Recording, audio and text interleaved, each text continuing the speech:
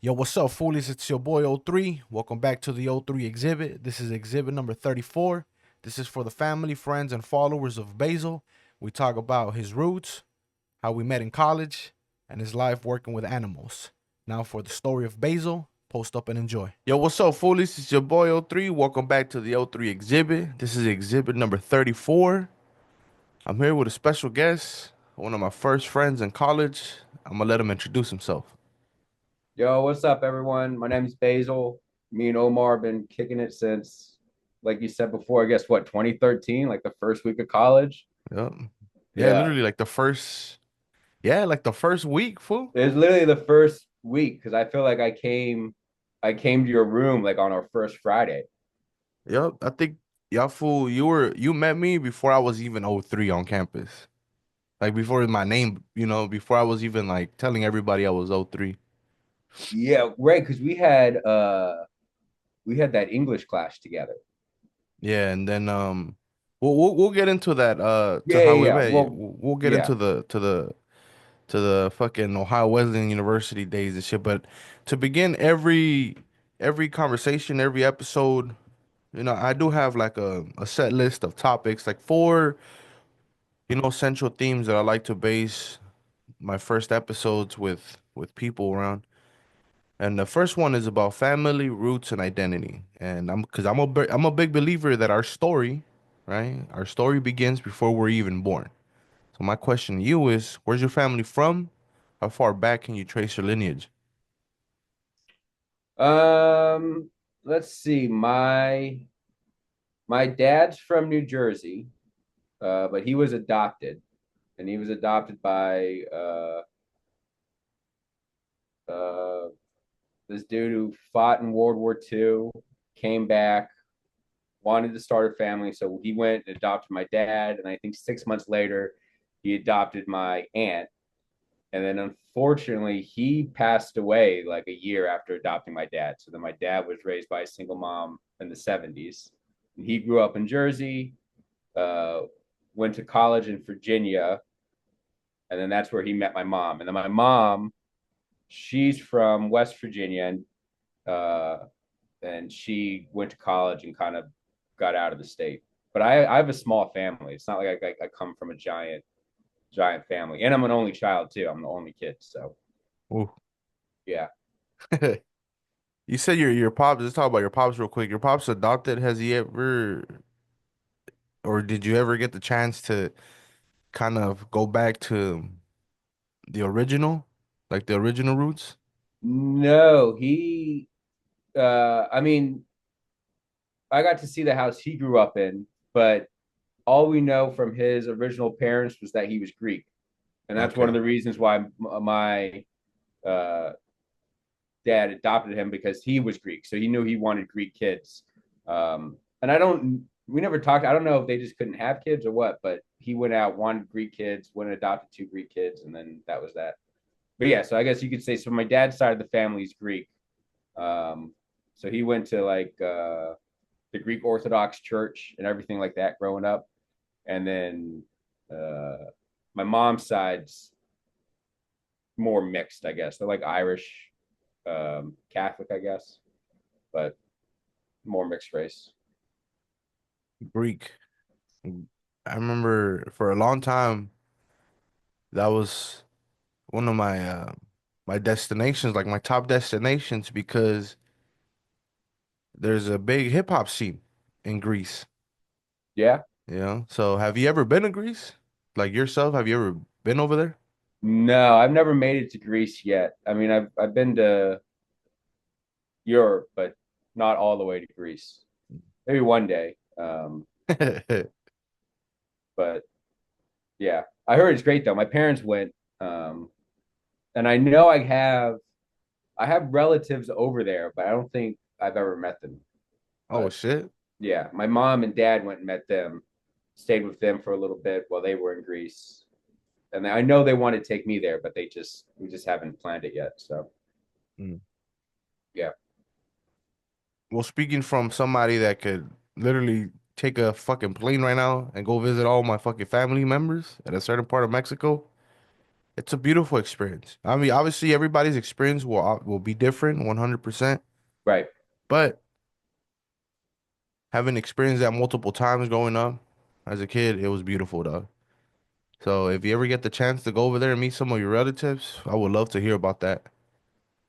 Yeah, it would be cool. I mean, I know, unfortunately, because now I'm old, most of all my uncles and aunts have passed away Mm. just because they were older. But when I was a kid, when we had, Christmas and Easter, that's the big holiday, and like the Greek church is Easter. So we would have these big Greek gatherings, um, bunch of Greek food. And then I know in Virginia, we went to like a Greek festival once where they were like cooking lamb over a fire and shit, and everyone was like Greek dancing, and I was like, oh, that's awesome. But I haven't done anything like that in a while, so That yeah. sounds dope, dog. Mhm. And then your mom's side, Yeah, very so yeah, my dad kind of grew up in the Greek Orthodox Church.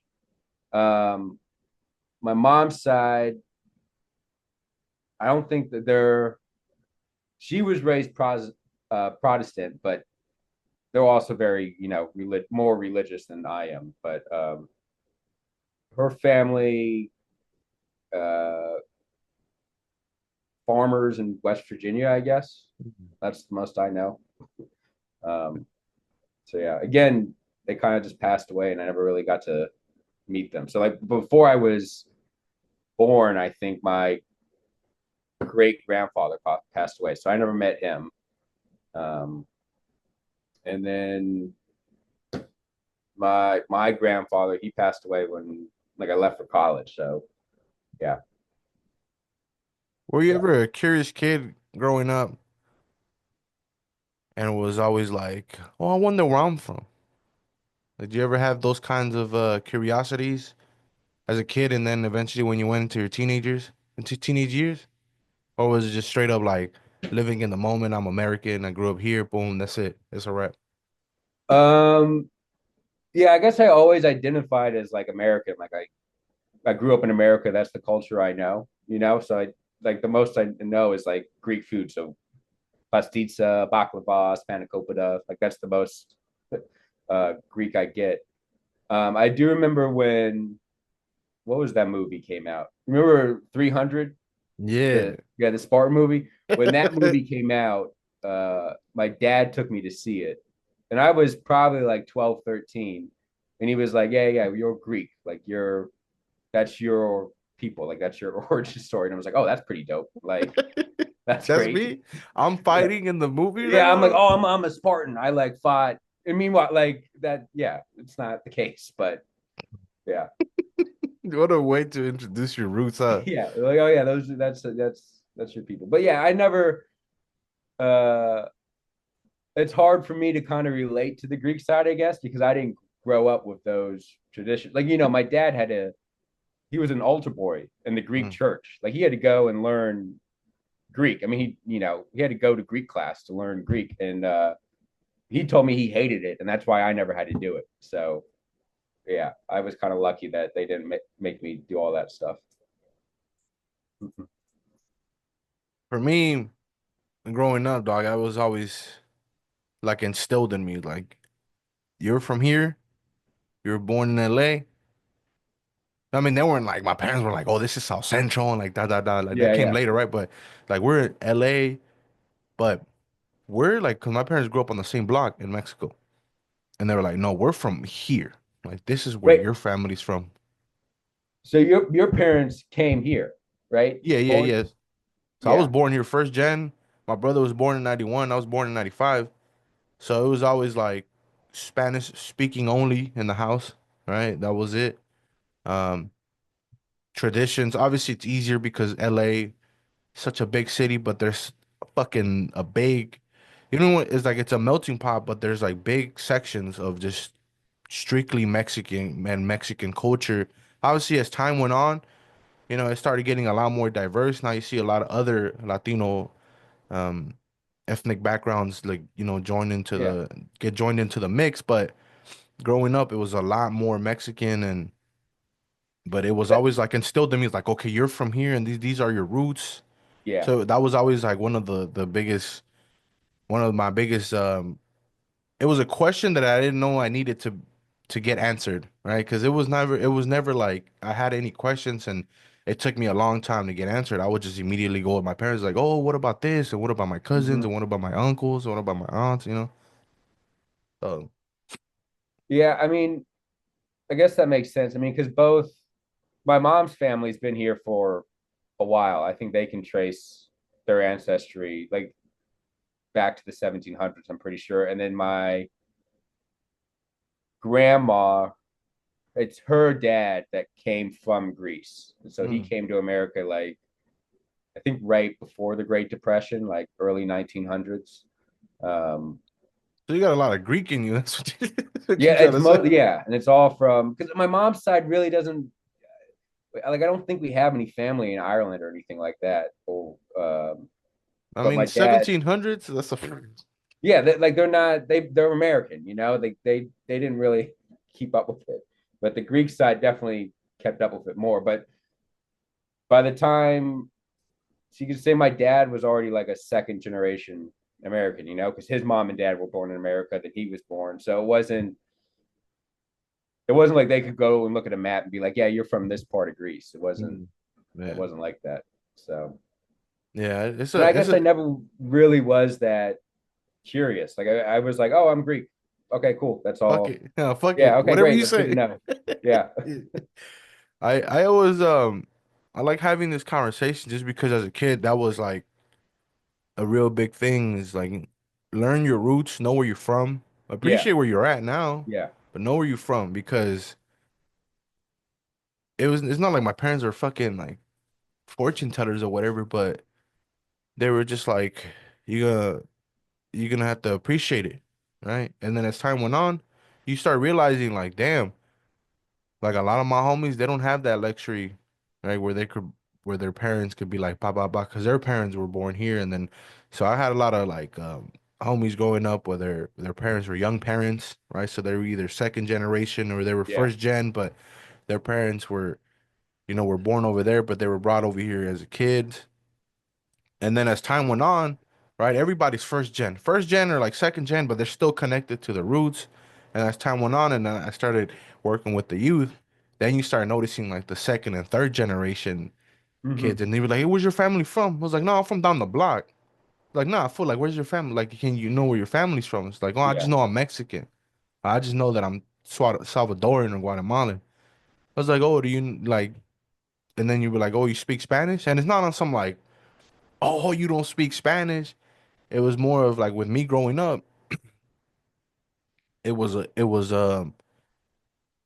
there wasn't a communication barrier between me and my family. Yeah. Well, you had to, right? Because they Yeah, only spoke Spanish. So like you had to exactly. learn. And then you grew up hearing it too, right? Yeah, Yeah. fucking Dragon Ball Z fool like Spanish. That's the first time I ever heard Dragon Ball Z, Spanish. So a lot of Yep. things that I ever heard was in Spanish, right? And then so I like to like reflect on my experience and then working with the youth, I get to see their experience. But when I do this podcast, I like to hear other people's experience about how they grew up and are they able to trace their lineage, not on some like trying to compare or contrast or anything, but it's just like I find stuff like that interesting. Maybe it's the historian in me. Who knows? Maybe I'm But you just could trying to also have a fucking see, map and shit. Like I have a secret map, like everybody's origin, yeah, fucking you could see the difference though. Like yeah. how my mom's family acts, being from West Virginia, being more country compared to my dad's side that grew up in New Jersey, Uh, East Coast. That's the difference I see, yeah, where that's you're like just the yeah, American differences too, because even every yeah, state is different, right? Like, exactly, yeah. And so then that's how I thought about it. It was like, all right, well, my mom's from West Virginia, my dad's from New Jersey. We grew up in Virginia, outside of DC. Then we moved to PA, right? But then that's mm, all. Also, I like you're an East Coast baby. I do love the East Coast, but man, I've lived everywhere, right? Like I grew up outside of DC in Fairfax County, then moved to the suburbs of Philadelphia, then went to school in Columbus, Ohio, right? And then now I'm living in Florida. So like I've just, I gotta get to the West Coast more often, I guess. But Oh, before once you come to the West Coast, you're never going back. To wrap it up, to wrap up this segment about family roots and identity. What do you identify as? Just American, or do you ever just like straight up claim Greek? I think I got it. I American, right? Because like I guess you could say I am Greek, like my family's Greek, but it's hard for me to like. I don't know what I do that's Greek, Mm. right? You know, Besides like I your don't name? do Greek things other than like on the holidays I eat baklava, or Uh, pastitsa, but that's it. Like that's so I think it's easier for me to identify as an American, because that's the culture I grew up with, like yeah, exactly. McDonald's and shit like Yeah. that. What about your name? Is that Greek? Yeah, so that would probably be the biggest.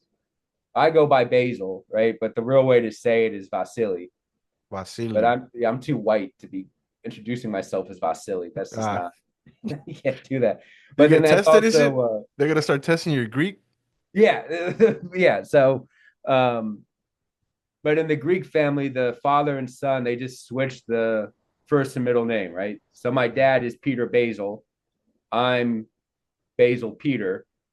And then, my grandfather was Basil Peter. And then my son's supposed to be Peter Basil if I have a son. But that's like a Greek thing they do is they don't do juniors or seniors. They just swap the first and middle name. Shit. Hey, look, the more you know, that's interesting. That's fucking Yeah. that's Yeah. that's funny. You ever speaking of kids, right? Random question, random ass question. If you ever have a kid, are you gonna tell them that they're Greek, or are you just gonna be like, nah, you're American? I'll let them know, like, yeah, you're Greek. Like that's your DNA. You do a 23andMe, it's going to come out Greek, save them some money. But As you pull up to the McDonald's and shit. yeah, but it's like we're going to be watching football on Sunday, Uh, like we're going to be doing, I guess, American things in my mind, you that's know? cool. Yeah. Yeah. Sometimes I like after the recording's over and I get to hear it back a couple days later, I start remembering. And at one point, we might have had the discussion, but that memory hasn't been unlocked. But every time I get to this specific part, it kind of like it's not that I get a different understanding of the person, right? Or it's not that I look at the person differently. I'm just amazed at how fucking big this world is. Oh, yeah. Fucking big. I mean, LA is big as fuck, right? Like I'm gonna find Yeah. a Greek person, there's Mexicans everywhere, I got, black neighbors, go to, the west side a little bit more white. But having that experience of being able to go to fucking Delaware, Ohio, Columbus, Ohio, and getting to Mm-hmm. see that world in itself, and you get to meet all kinds of fucking people from different backgrounds. But it was never conversations that we had that kind of like revolved around identity and ethnic background or racial background. Yeah. Right. So now hearing the fucking 10 years later, I'm like, oh shit. Like when you find out somebody's like half Italian or like listen to you tell me that you're part Greece, like your background, is mostly Yeah. Greek. Greek. I'm just like, damn, like, okay. Right. And it's like, oh shit. I'm like, oh, okay, like this fucking exhibit is mapped out and it goes so different places. Cause it's so easy for me to interview just strictly Latinos. Like it's so easy for me. Right. Right. But to be able to map out, dog, and see how where people are from, it's beautiful, but it also makes me realize like, damn, like this world is big as fuck. Yeah. And then knowing like I was always told about my grandfather, like how he kind of had that immigrant story. Like he came from Greece, got off the boat, and he was selling fruit like on the streets of New York City. Mhm. And then he saved enough money to have like a fruit cart. And then he bought like a little grocery store and he just kind of worked his way. So like, and I bet your mom and dad tell you similar stories about how they started, right? How and so that's what I find interesting is like The progression. having nothing, starting from absolutely nothing. Like you move to a new country. All right, how am I going to make it? Ah, How am I going to make it? What am I going to do? And I'll just start selling fruit. And they're like, okay, well then eventually then he owns a couple grocery stores. And it's like, God damn, like that. Shit, I That's mean, impressive. yeah, those what you would consider the American dream type of stories, right?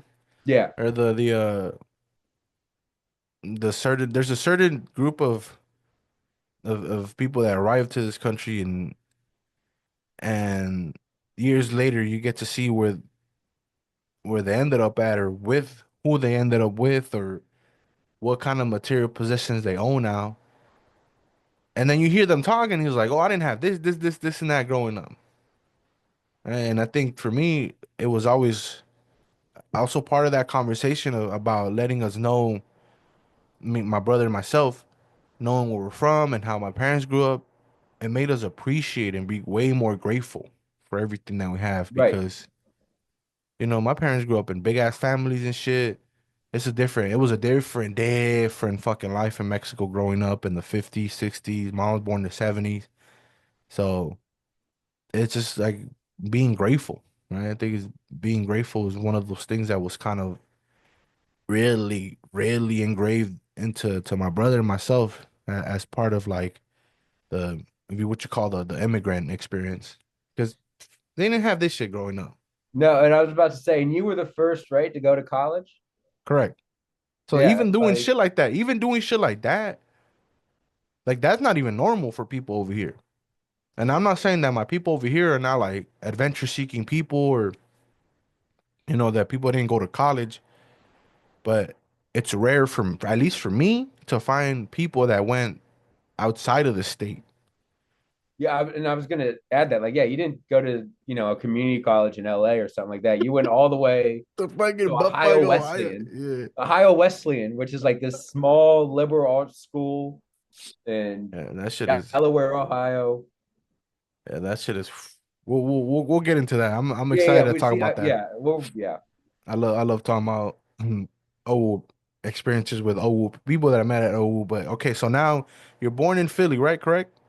Or where'd you grow up at? I was born in Virginia, so Okay, outside of the Virginia. capitals. Okay, So for sure. my mom used to work on both my parents used to work on Capitol Hill. Then my dad went into business. Um, and then my mom she eventually became like a lobbyist. But so I was born, I think in Alexandria, Virginia, Hmm. which is like, and then grew up in Fairfax County, which is 15-20 minutes from Washington, D.C. And then around 10, my dad got a new job and we moved to the suburbs of Philadelphia, Bucks County.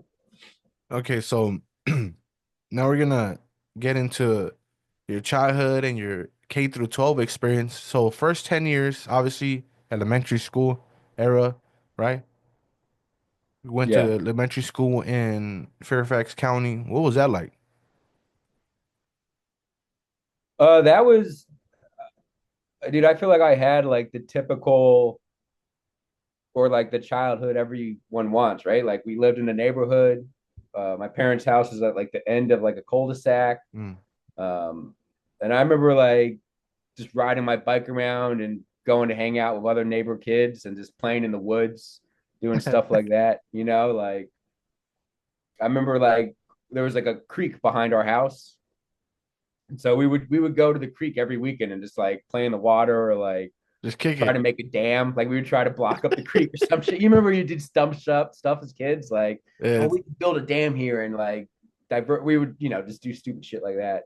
Well, I mean, Uh, I didn't have the woods, but if everybody does stupid shit yeah, based on the resources and the environment. yeah. And Damn, then I that's just remember funny. too. I had, uh, I can't remember. They might have been. I think they were Korean. This Korean family moved in, and this is probably when I'm in third, second grade, and they got me into like they got me into Pokemon and Yu-Gi-Oh. So like that's what also if I wasn't playing in the woods, we were like doing like the Pokemon and Yu-Gi-Oh like in our driveway and stuff.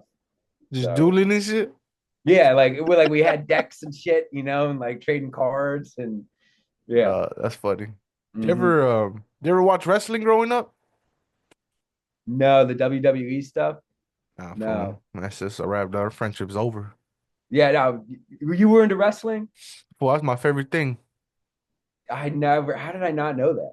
It's because it was I didn't have a TV. First of all, second of all, we just spend most of our time, fucking Yeah, in Cloud9 and shit. So no wrestling. What other stuff were you interested in? What other stuff were you into? What kind of like shows were you watching at that time? yeah. It was all like Nickelodeon, Cartoon Network. So what was on like Rugrats? I remember I like loved Rugrats. Skeeter, right? Did you watch Skeeter? I didn't have cable growing up, so I don't know what the fuck that And is. there was a show with like a puppet named Skeeter, and he would just do funny shit all the time. I remember I loved Skeeter. that. Um, and then Skeeter. I also knew, I mean, I knew too. I mean, we'll get into this later, but like I also knew I loved animals. So like Hmm. anything, loved going to the zoo. Okay. Um, we lived probably 30, 40 minutes from the National Zoo. So that's a free zoo, right? So you could just go to the National Zoo, don't have to. So my mom would take me to the zoo all the time as a kid. I went to like animal related camps, as a kid. That's dope. So, uh, Oh, so yeah, like you in the summer, right away, huh? Interested in I knew, yeah, animals? right away. I just knew, like, my mom still has like old projects from when I was like in kindergarten and first grade, being like, yeah, I want to be a zookeeper. She Damn, kept that's that stuff. dope. That's Yeah, dope. You should yeah, frame that shit for. That's funny. yeah. I think she has a couple of them hanging up in the house, but That's some heartwarming shit right there. Now that's beautiful, man. That's props yeah. to your mom right there. Hmm. That's crazy. You So, ever? We'll get into the zoo and the zoology stuff later, but yeah, maybe I'll ask you this question later. So, what kind of student were you in elementary school? Were you a good student? Were you A plus student? no, Average? I was bad, dude. I was bad. I remember like I couldn't read. Like I was really behind my reading level and stuff. Yeah. Um, and then I got like a bunch of extra attention and extra help. And then my reading level like shot up. And then I was like reading above my grade level. So I wasn't, it was also around the time too where they didn't understand about like ADHD. Like that was, I feel like, just starting. Um, which I had. So I was a bad student. I was really bad at spelling, writing. I was decent at math, but anything that I had to like write or read, I was not good in elementary school. Yeah, how But I can you when forget. your mind's bouncing off the fucking walls and shit? Oh yeah, yeah, yeah. And I was also it was boring, right? Like I wanted to do something fun. So I was not the best behaved kid either, too. I remember being in trouble a lot. So Hmm. I've never Hmm. been I don't think I've ever been a great student, but I've always, if something is interesting or I want to learn about it, then I'm all in.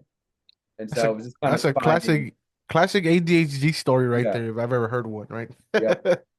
So like, well, I guess that's more middle school and high school. But like once I found that I loved history, did great in my history classes. If I got to read a book I liked in English class, I was pretty good at that. But if I was reading a book I didn't, oh, if we were doing like poetry, couldn't stand poetry, man. I couldn't stand if I had to write a poem in English, it was over. I couldn't even do like a haiku or anything like that. Like I was Oh, just, yeah. yeah. Elementary school days are pretty interesting, but it's as dope that you got to explore your love for animals as a little kid. And like I said, we'll cover that later because that in itself is a whole lifetime's worth of just a connected experience. Just knowing, like Yeah, from a young age, you like, could hey, this trace is it. what I want to do. This is what I'm trying to get to. It was very helpful. I do have a funny story, so you get to understand the kind of student I was. In second grade, I don't know. My teacher had like a money system. So like if you like Oh, okay, behaved and yeah. turned in, like you got like a dollar, like a monopoly dollar. And then at the end of the week, you could go to like her little store and like buy candy with the money and stuff you earned. Yeah. But if you were bad, you owed her money, right? Okay. So I remember at the end of the week, of course, I did not get any money because I was not good. I wasn't turning in assignments. I was calling out.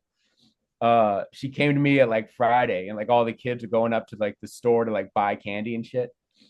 And she's like, Basil, you owe me $20 for calling out. So I was like, and I'm in second grade. I'm like, I don't have that kind of money. And $8. That's crazy. I was like, I don't. It's gonna take me the whole year to like save up in Yeah, order to pay a you little back. kid, you're just like, what the fuck? Twenty Yeah, dollars is a yeah, lot, and $20 back then was a lot, fool, if you really yeah. think about And it. of course, too, like it's like Monopoly money. So it'd be like, oh, okay, if Basil doesn't call out for the day, he gets $1. But every time I called out, I owed her $1. So you call out 4 times in one day, it adds up quickly over a week, and so Well, imagine oh your teacher's actually charging you $20 like at the end of the week for being a no, bad yeah, no, no, student. it wasn't actually real money. It was like the fake Monopoly money that it would be like how you got a sticker. Okay, okay. Yeah, but she was using it as like, oh, you save your money up, and at the end of the week you can buy candy because you behaved. I And thought it was like I never got to buy. I don't think I bought anything because I never had money. I thought it was like, oh, I'm gonna give you Monopoly money when you do something good, but you owe me real money Oh no, no, when no. you do something. But that'd be Yeah. fucking. That's a war crime. I don't know Yeah, how in would you second classify grade, that I'm shit? What learning the about fuck? like being in debt, Yeah, like what the fuck? going home, like, oh, I don't know what. God, I really got to focus next week because How I do you got to tell my pay off mom my that? debt.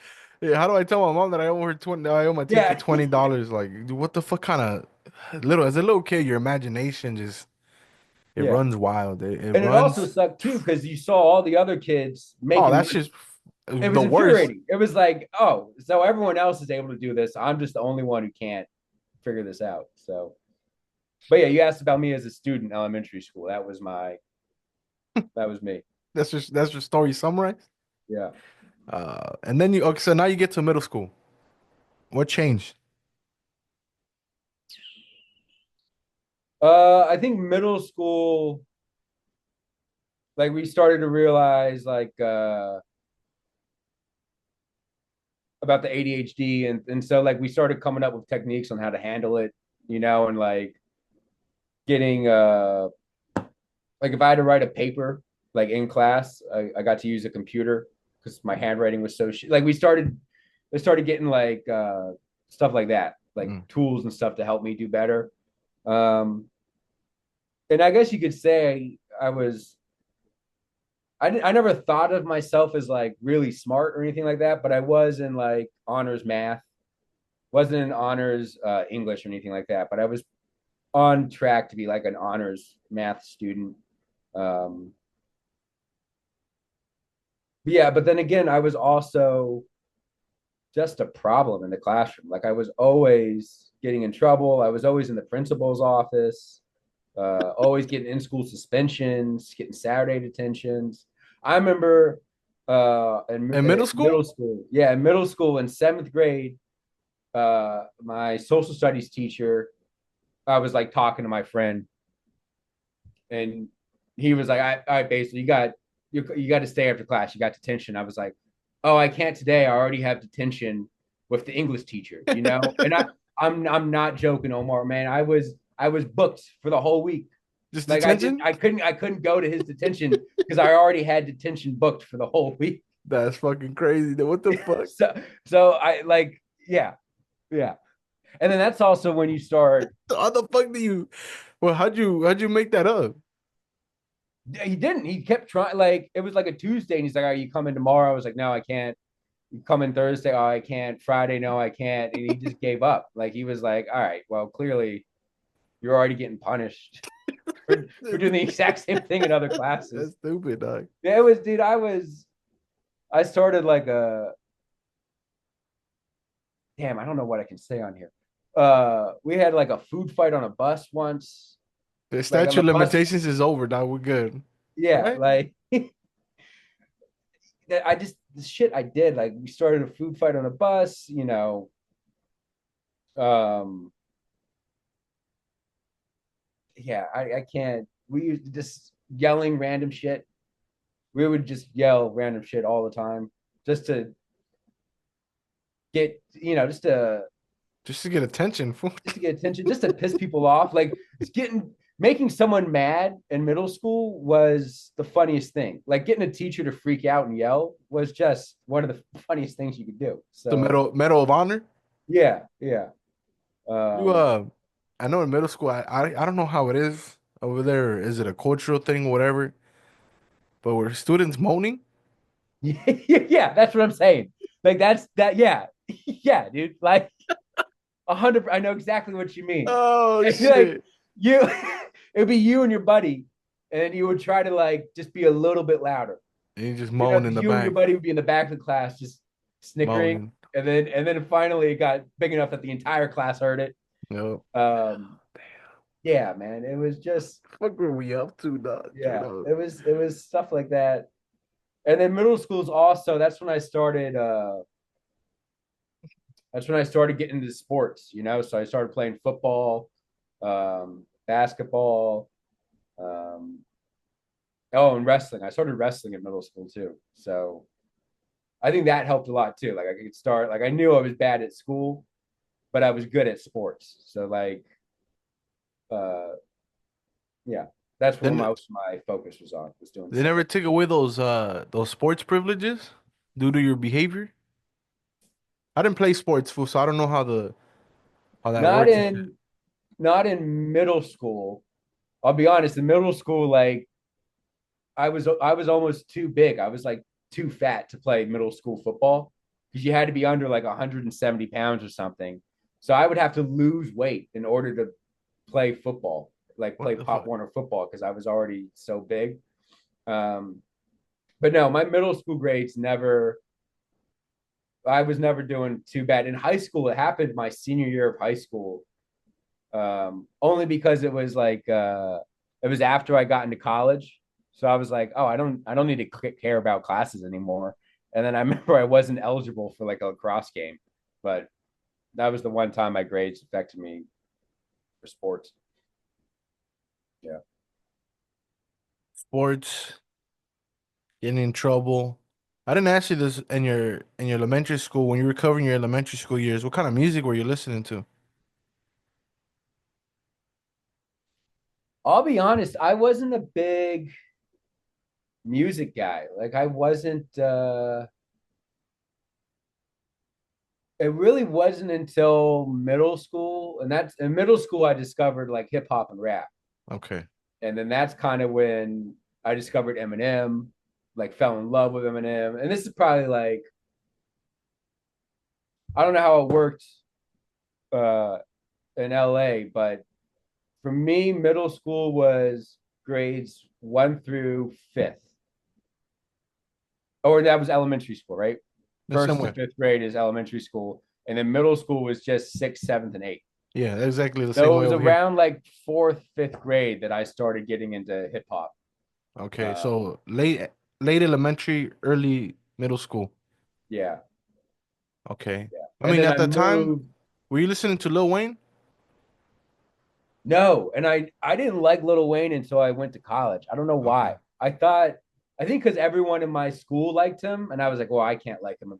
That You would know be when you were different. like that, Yeah. you're like, oh, if everyone likes this guy, I can't like him. I'm So different. I'm Yep. different. But then like in college, I was like, God damn, Lil Wayne was just crushing it, and I was not giving him the time of day. But who was I listening? I was listening to Eminem, loved Eminem, um, fucking Kanon. Remember Kanon, like waving flag, like that guy. Um, all of like the early, like the '90s, like rappers. So like Jay-Z, Nas, NWA. I was kind of like, because So I you, grew you up, kn- I was a baby in the '90s. you knew ball, dog. Yeah, and so then I was like, oh, these guys are amazing. So I was kind of like catching up with the times. So I guess Lil Wayne was too current for me. That's why I didn't like him. Everyone Same, be same with different. well, actually, no. Everyone loved when Kanye came out. Kanye came out, I think, when I was in sixth grade. That Stronger song, because 50 Cent was also like the new, because Eminem found 50 Cent, just like how Dre found Eminem, and then so Yeah, 50 was exactly. kind of from that same, Family tree. yeah, family tree to say, doing that like '90s like gangster rap. which was great. I still love 50. But then, yeah, I would say Lil Wayne, Kanye, Drake was starting, right? By I think that's like late 2006. 20.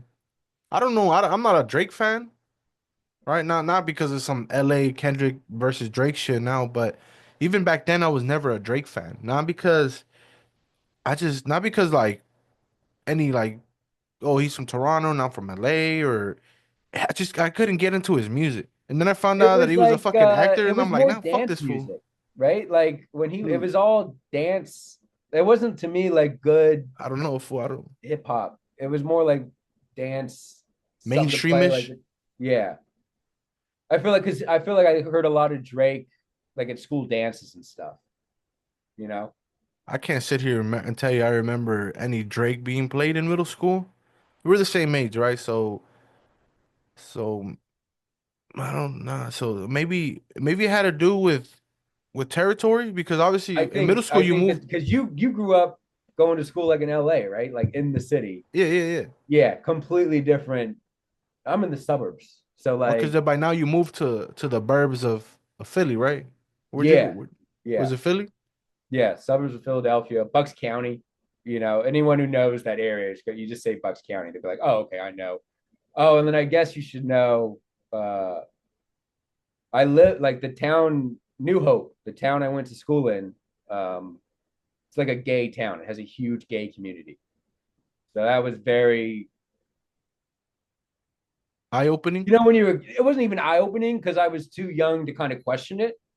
You know how that makes like you're just like you just grew up around it. So it's like, oh Yes. yeah, that's just what it is. Like Fuck there's it, just huh? there's gay guys, there's lesbian, the gay pride parade would happen in the town all like every year. All the stores put out the rainbow flags.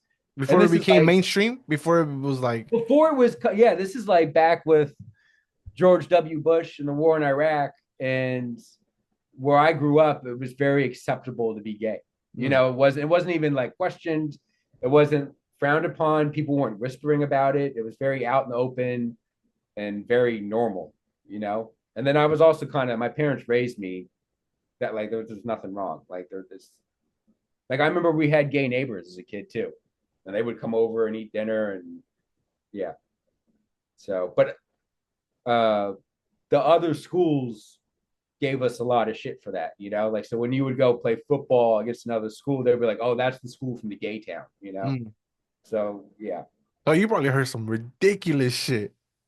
dude, I remember my freshman year of football. We're beating a team, right? We're beating Bristol, and we're walking back to the locker rooms during halftime, and the Bristol football team is outside their locker rooms, and the coach is screaming at them like, "Yo, I can't believe you guys are losing to these faggots." Oh shit. And like I'm a freshman in high school, and I didn't really put that together. Like, oh, we're faggots because we're from the gay town. Mm. But like, yeah, like that did happen. And then we were winning too, so they couldn't really. That's also like if you win the game, they can't really talk shit after that. So Hey, yo, when you're good, you're good, and when you're yeah, it bad, doesn't like you yeah, can't when really you're sit good, shit, you're huh? good. That's all that. Yeah. So Was it now speaking on your transition from being over here in Virginia, now moving up north to Pennsylvania, what what changed? I've never been over there to Virginia, so I don't know if it's different. Did your life drastically change? no, my life. I'll tell you what the biggest change was like I grew up in a neighborhood, and then the house we moved to wasn't part of a neighborhood. It was down off the main road in the woods, and I didn't have a neighborhood. So like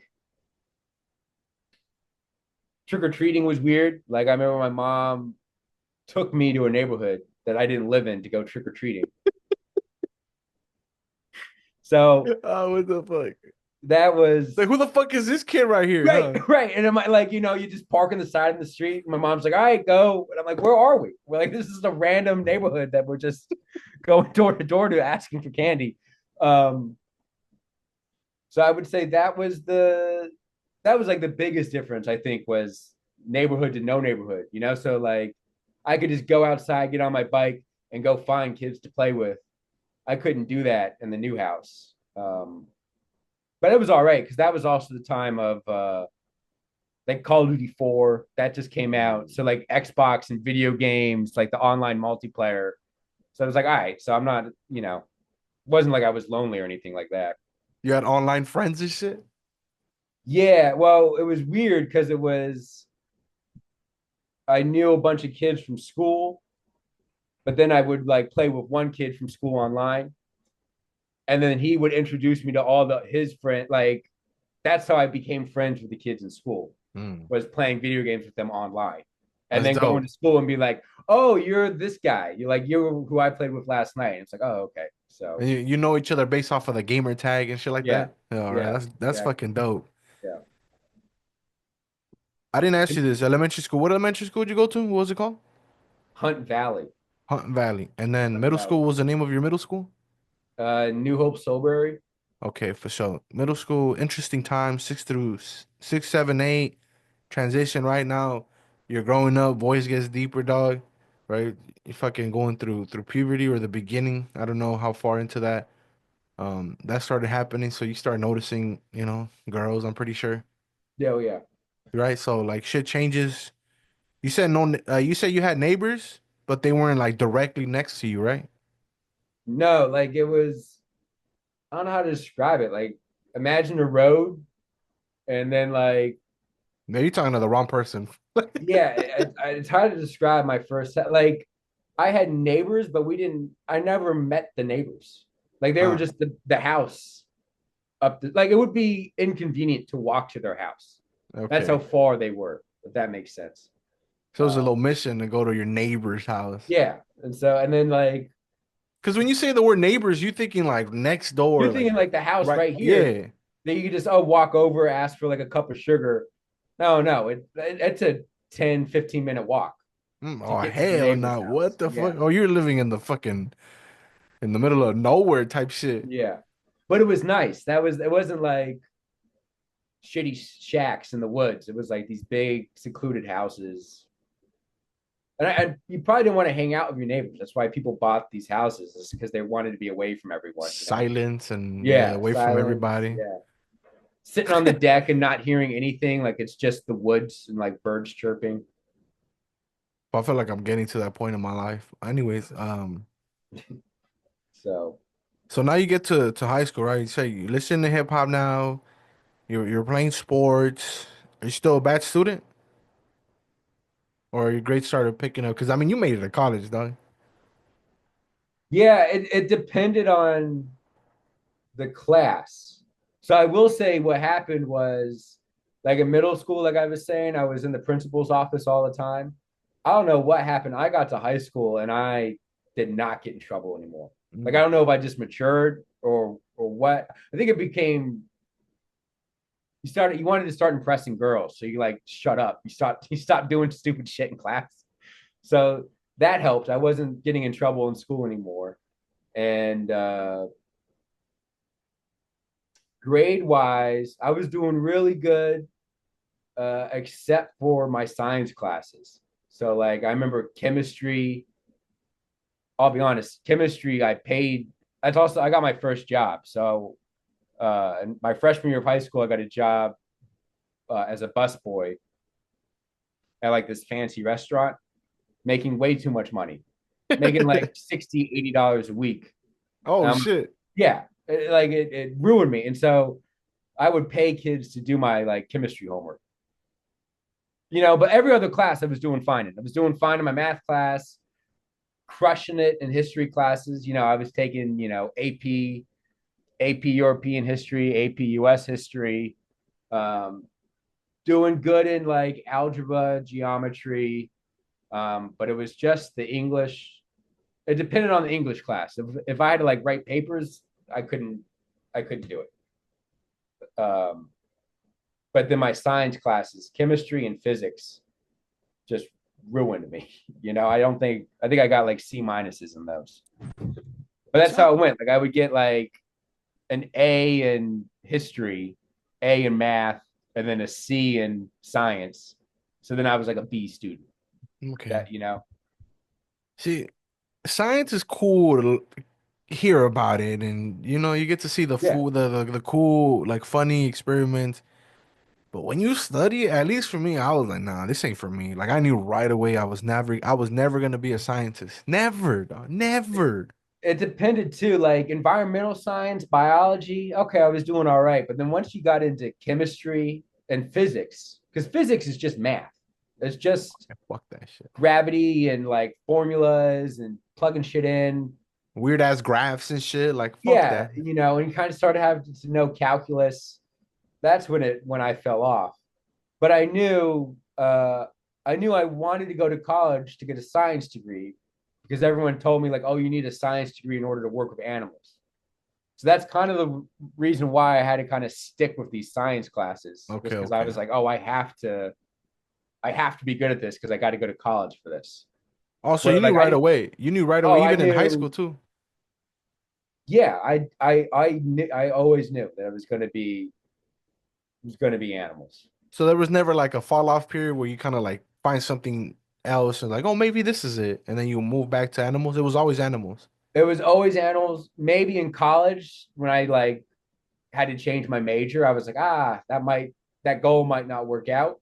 It Hmm. did eventually, but like no, all through elementary, middle school, and high school, You were all just about the animals. set. All about the animals. I was volunteering at the animal shelter, the SPCA.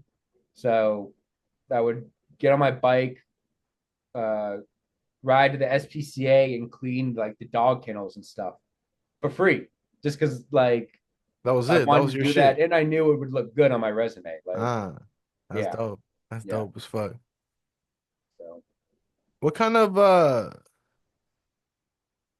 do you have any like fashion, like a fashion style in high school? I know in high school it's kind of like fools start figuring out their identity and the way they kind of dress for the rest of their lives.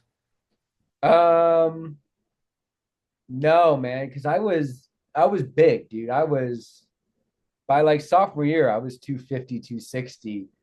So I was always in like jeans and a hoodie, I guess. I had no sense of fashion. I had no idea what looked good, what didn't. Um, I and mean, it then didn't matter it for was you all live in the about, fucking woods, like who fuck yeah, and it was also like I'm also too big. I was too I didn't look good in anything because I was so big. So like, yeah, I was just jeans and hoodies. That's all I knew. Uh, You didn't have to wear a uniform, right, in high school? no, I didn't have a uniform, but I would say, you know what, like I always had like my varsity jacket on me.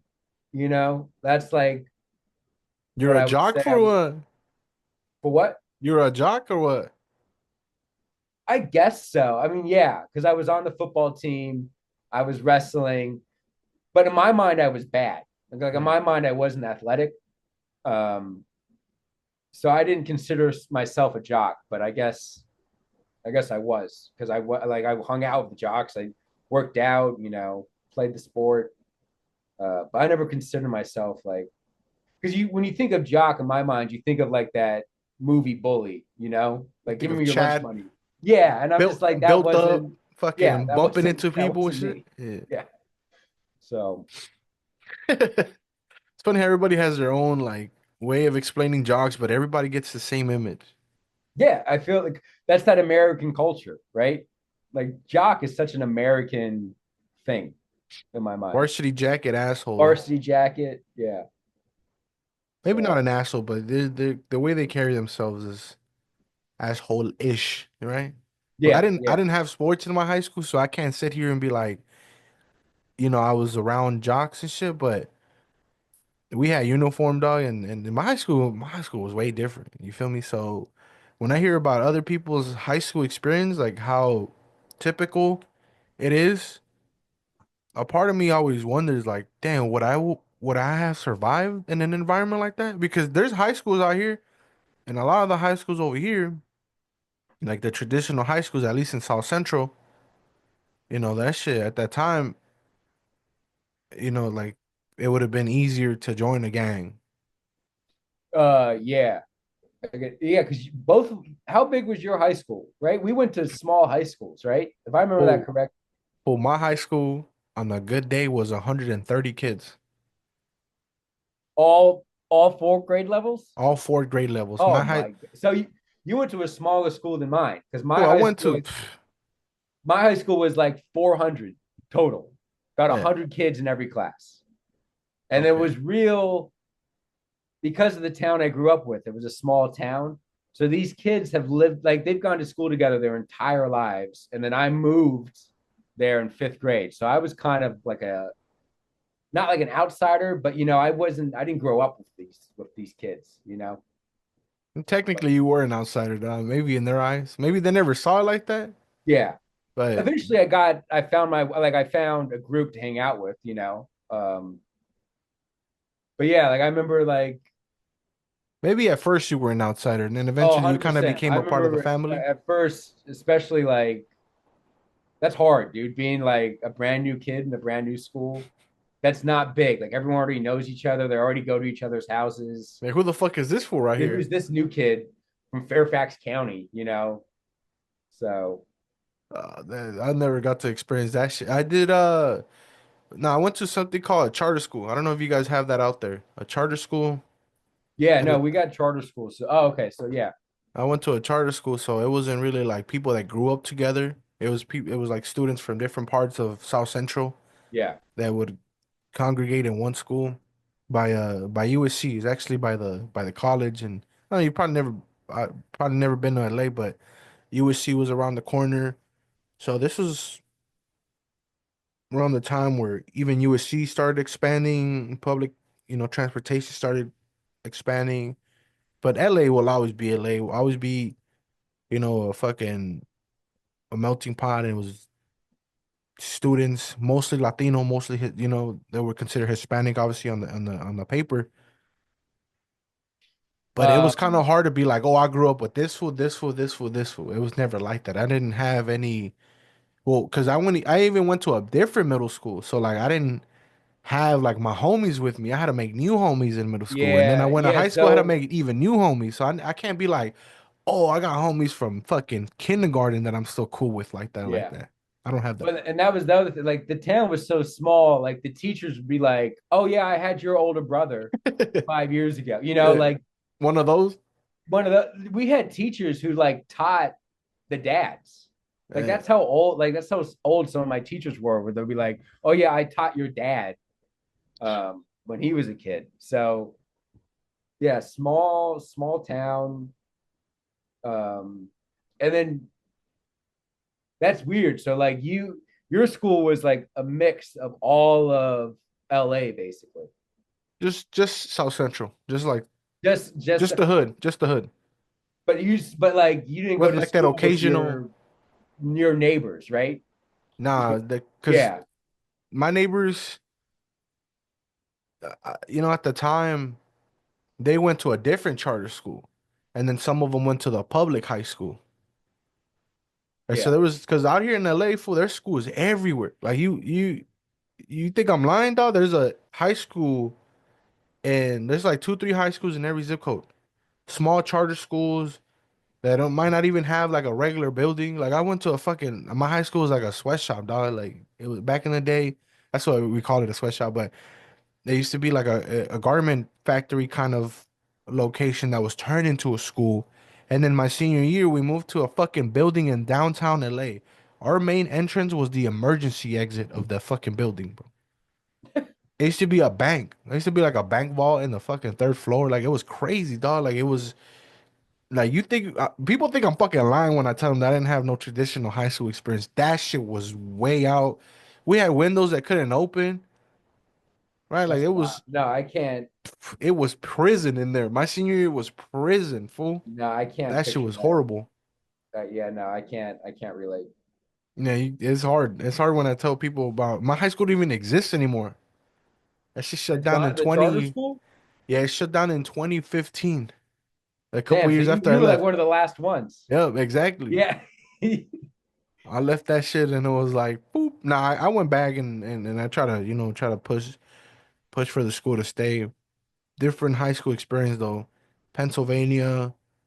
Did you have did you like your teachers? Yeah. Well, we only had like, I mean, it was small as fuck, fool. So we only had like one or two teachers the whole week. Oh, damn. Yeah, so like my advisor, she was also like our teacher, dog, in multiple subjects and shit. So it was like a teacher that had to teach multiple subjects, Yeah. right? It was when you're younger, because we started off with two classes, two freshman classes, and then eventually like kids start getting kicked out, they start dropping out, they start getting pushed out, or they just transfer. So eventually like you start off with 40 fucking freshmen, 40, 50 freshmen. By the time I was a senior, it was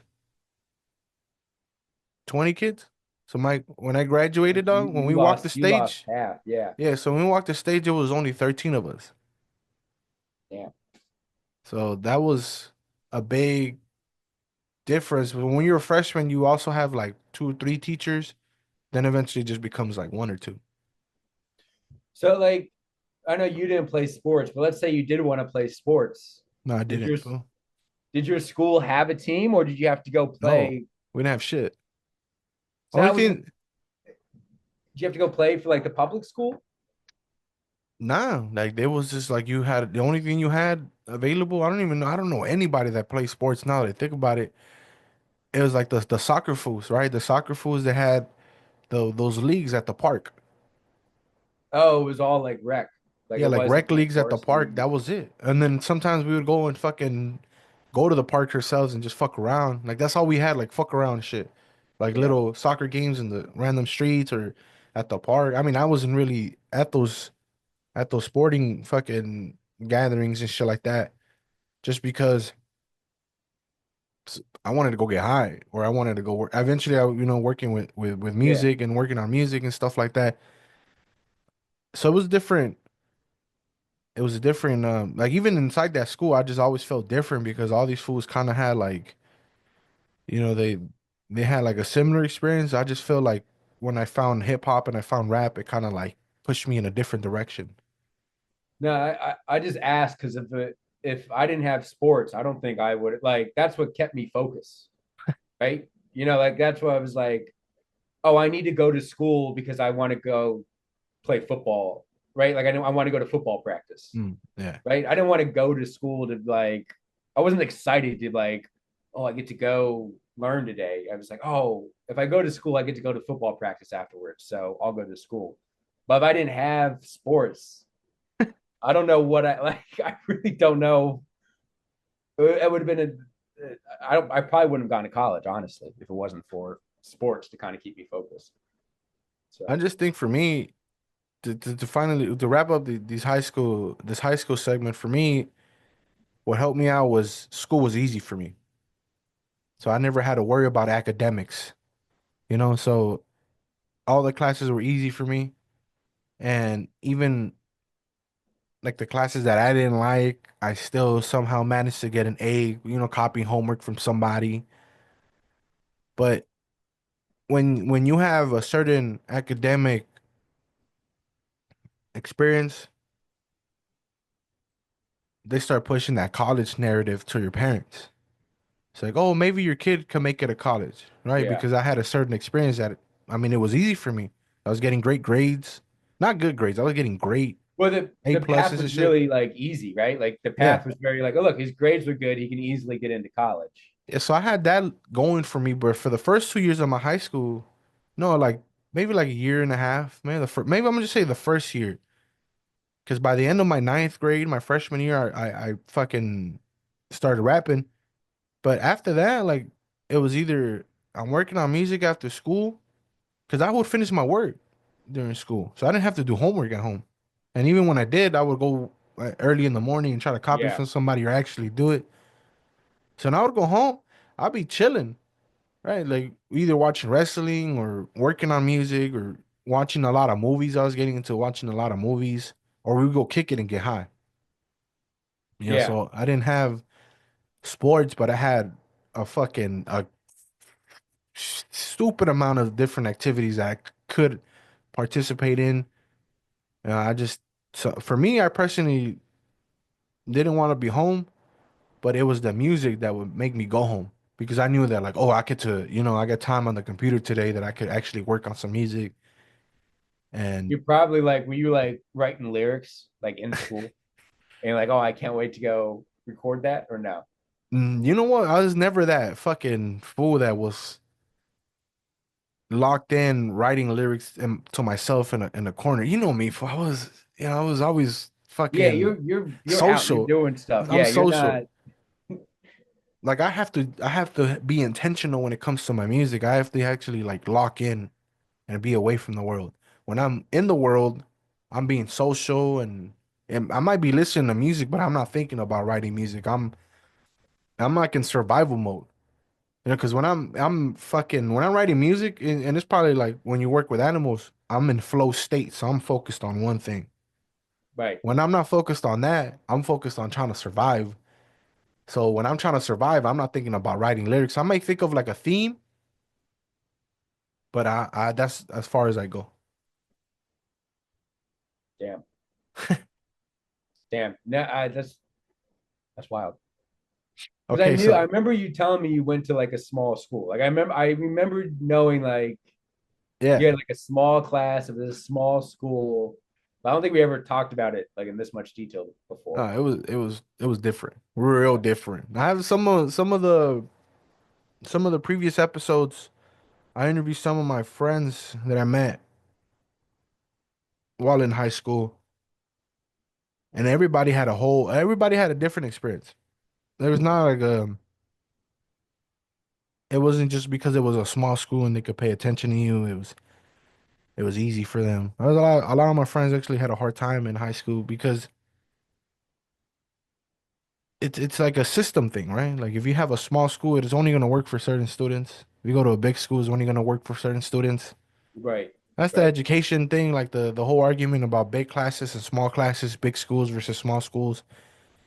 And then I also love listening to these type of stories and on the podcast because as somebody that worked in the education field and I've been at the big schools, I've worked at the small schools, being myself a student that graduated from a small school, listening to you fools tell your stories about maybe going to a more traditional high schools.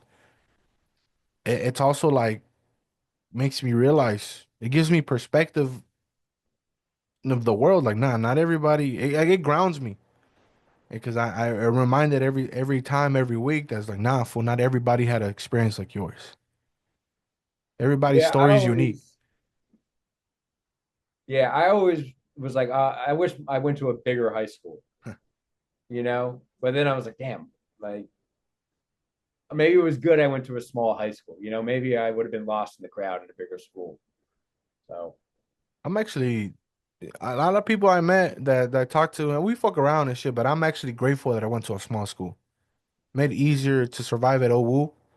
And because of the high school that I went to, it was easier to work on music and to stay on track to do shit, you know? um, all right. Yo, so my next question now is like let's move on to OWU. How the fuck did you get to OWU? What was the decision to go to Ohio Wesleyan University? All right. Well, it was I knew again, I knew I wanted to study zoology, right? I wanted to major in zoology because I wanted to work with Ah, animals. So I remember I had like a list of like every college that had a zoology major because it's not that common of a major, right? Only like the big schools have it. And then I narrowed that list down to like D3 schools. So the school where I could play football. Like I remember, I said I didn't think I was good at sports. My senior year, I like won a bunch of awards for football. Like I was first team, first team offense, first team defense, and then I was. There were kids before me who made the All Star game, but they never played in it. So I was like one of the first kids to play in mm. the Bucks County All Star game.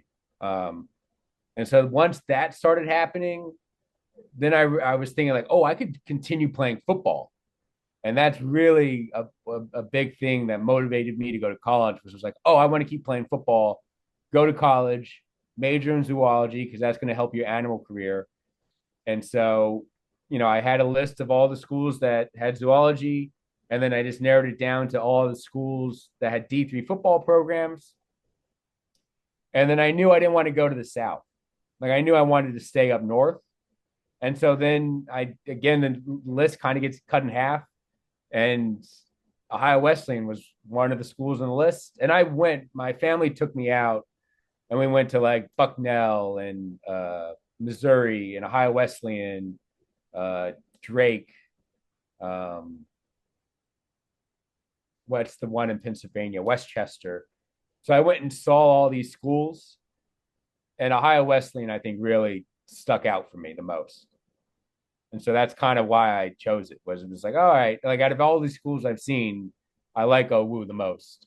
And then, they gave me a great scholarship. So it was like, okay, well, this is a no-brainer. And then I liked their colors, the red Okay. and black. Like you remember the Yeah, I remember that shit. football, Yeah. the gear we got, the gear the football players got was dope, dude. So I remember that. Hey, the football uniform was dope. Yeah, it was the sweatsuit and the yeah. So I remember being like, all right, I'll go here. Like that's I want that. So that's how I landed into Ohio Wesleyan. Was like I knew nothing about it. My parents didn't go there. I didn't know any alums. It just kind of it like checked off everything I was looking for. Zoology, can play football up north, cool, cool And then colors. you The had the mascot Columbus. wasn't that cool, but Yeah, fuck the like mascot. The Columbus Zoo was down the block. the Columbus Zoo was right down the block. Exactly. Yeah. That was I think I went to the Columbus Zoo after I toured Ohio Wesleyan. So You know, people talk about oh when they did all these crazy fucking things outside of school. I never went to the zoo. I rarely went to Columbus, dog. I never went to the Easton Mall. I never you did never all went that. to Easton? Nah. Oh, I mean, I didn't go until after we graduated. Well, I think Okay. I went a couple times, but you weren't. It's nice and fancy, but it's expensive. Nah, you know what it was? I know what it was. It's because I grew up here in LA. So being out there and obviously, living in the fraternity house, I had everything that I didn't have over here. So I mean, Yeah. out here, Why'd you need to leave? Yeah. why did I need to go to the mall? I was Yeah. never really big on malls like that anyways. I didn't have money to spend. So I wasn't really big on malls. I already been to a zoo multiple times in my life, so I was like, what the fuck am I gonna see a giraffe again? Like it was it wasn't anything new to me. Yeah. But I would always look at people go to these places. I was like, damn. And then not hearing people like tell their story and then having them tell me like, oh, it was like I had opportunities to do fun shit like that. I was like, fool, I did that shit growing the fuck up over here in South Central, Right. homie. You know? You When people also, uh, I mean, we're in it, right? over We're here, in the, dog. we're Okay, in, we're in so the Ohio Wesleyan, so we're going to start swapping first stories. first week, But first week, I think we live on the same floor in Bashford, right? yeah, we were in the same dorm room. And then it was like a Tuesday, first week of school, not like the programming week where they make you go through these little Yeah, no, fucking the first week of classes, right. They're fucking smoking hookah outside of Sty. Sty and right there in the little section where they Yep. where's the all women's Haze, right? Yeah, we were Yeah. kind of In the little intersection where they cross yeah, paths. we were like by that little wall. I forget who I was with. You pulled up with somebody else and I'm there with Trizzy and I'm chilling with my boy Trent and these Oh ladies yeah, who yeah, he you went who with he got Trent. cool with, right? And so Yeah. it was a pocket of minorities and they're smoking hookah and I'm like, all right, fuck it, smoking hookah, whatever, trying to figure out, like trying to find a friend group. And then you come along and I don't know what the fuck, Oh, we dude, I remember it. I I have to, remember it. I have I'll to stop. say I it. remember it. I was fucking around and I was fucking around and I seen a bunch of white people, but they weren't giving me the time of day. And some of them, I'm not gonna say names, but there's people eventually I got to meet, but people started like I knew right away that I was different. People were kind of Yeah, like not giving me a side eye, but they're like, it "Who the was. fuck is this for right here?" Right? You got. I think people who are listening need to understand too. Like, if you were from Ohio, like all the Ohioans knew each other and hung out. You know, like they had something they could relate to. But if you came from outside of the state, You right away. it didn't matter what your skin color was or anything. Like just being outside of Ohio, the Ohioans knew you were kind of because Ohioans they're different, dude. They're a They're different breed they're of they're a people, so different they got breed, though. different customs and stuff. So yeah, I think I Different, guess because then and you were walking up, right? I think I was already there. I don't. Point is, we're chilling, right? And I'm already like noticing all this, and I'm trying to, because I didn't grow up being cool with white people, Right. and so you're there, and there's like I think one or two other white white people there, and just fucking around. All like I just throw out a questions like, I need a white friend, Yeah. Yeah. right? And I was just fucking around. I was like, I need a white friend, right? And then you turn around, I was like, hey, I'll be your white friend. Yeah. Well, because no one, you said it a couple of times. You were like, man, I need a white friend, dude. I need to get myself a white friend. That's what I need. And I'm like watching you, we had class together. Like we were Yeah, we in that did. English class, so I kind of knew we didn't talk or anything, but I'd seen you before, and then I've seen you at Bashford, and no one was responding to you. No one was like giving you any time of day, and you're like, man, I need a white friend. Like that's what I need. If I just need one white friend, and I'll be set. And I remember being like, all right, I'll do it. I'll be your white friend. That's what I It said. I was said, magical. dude, I'll Don't be your white friend. And like we dabbed up. I think we smoked hookah for a little bit. And then and the rest is history, fool. the rest is history.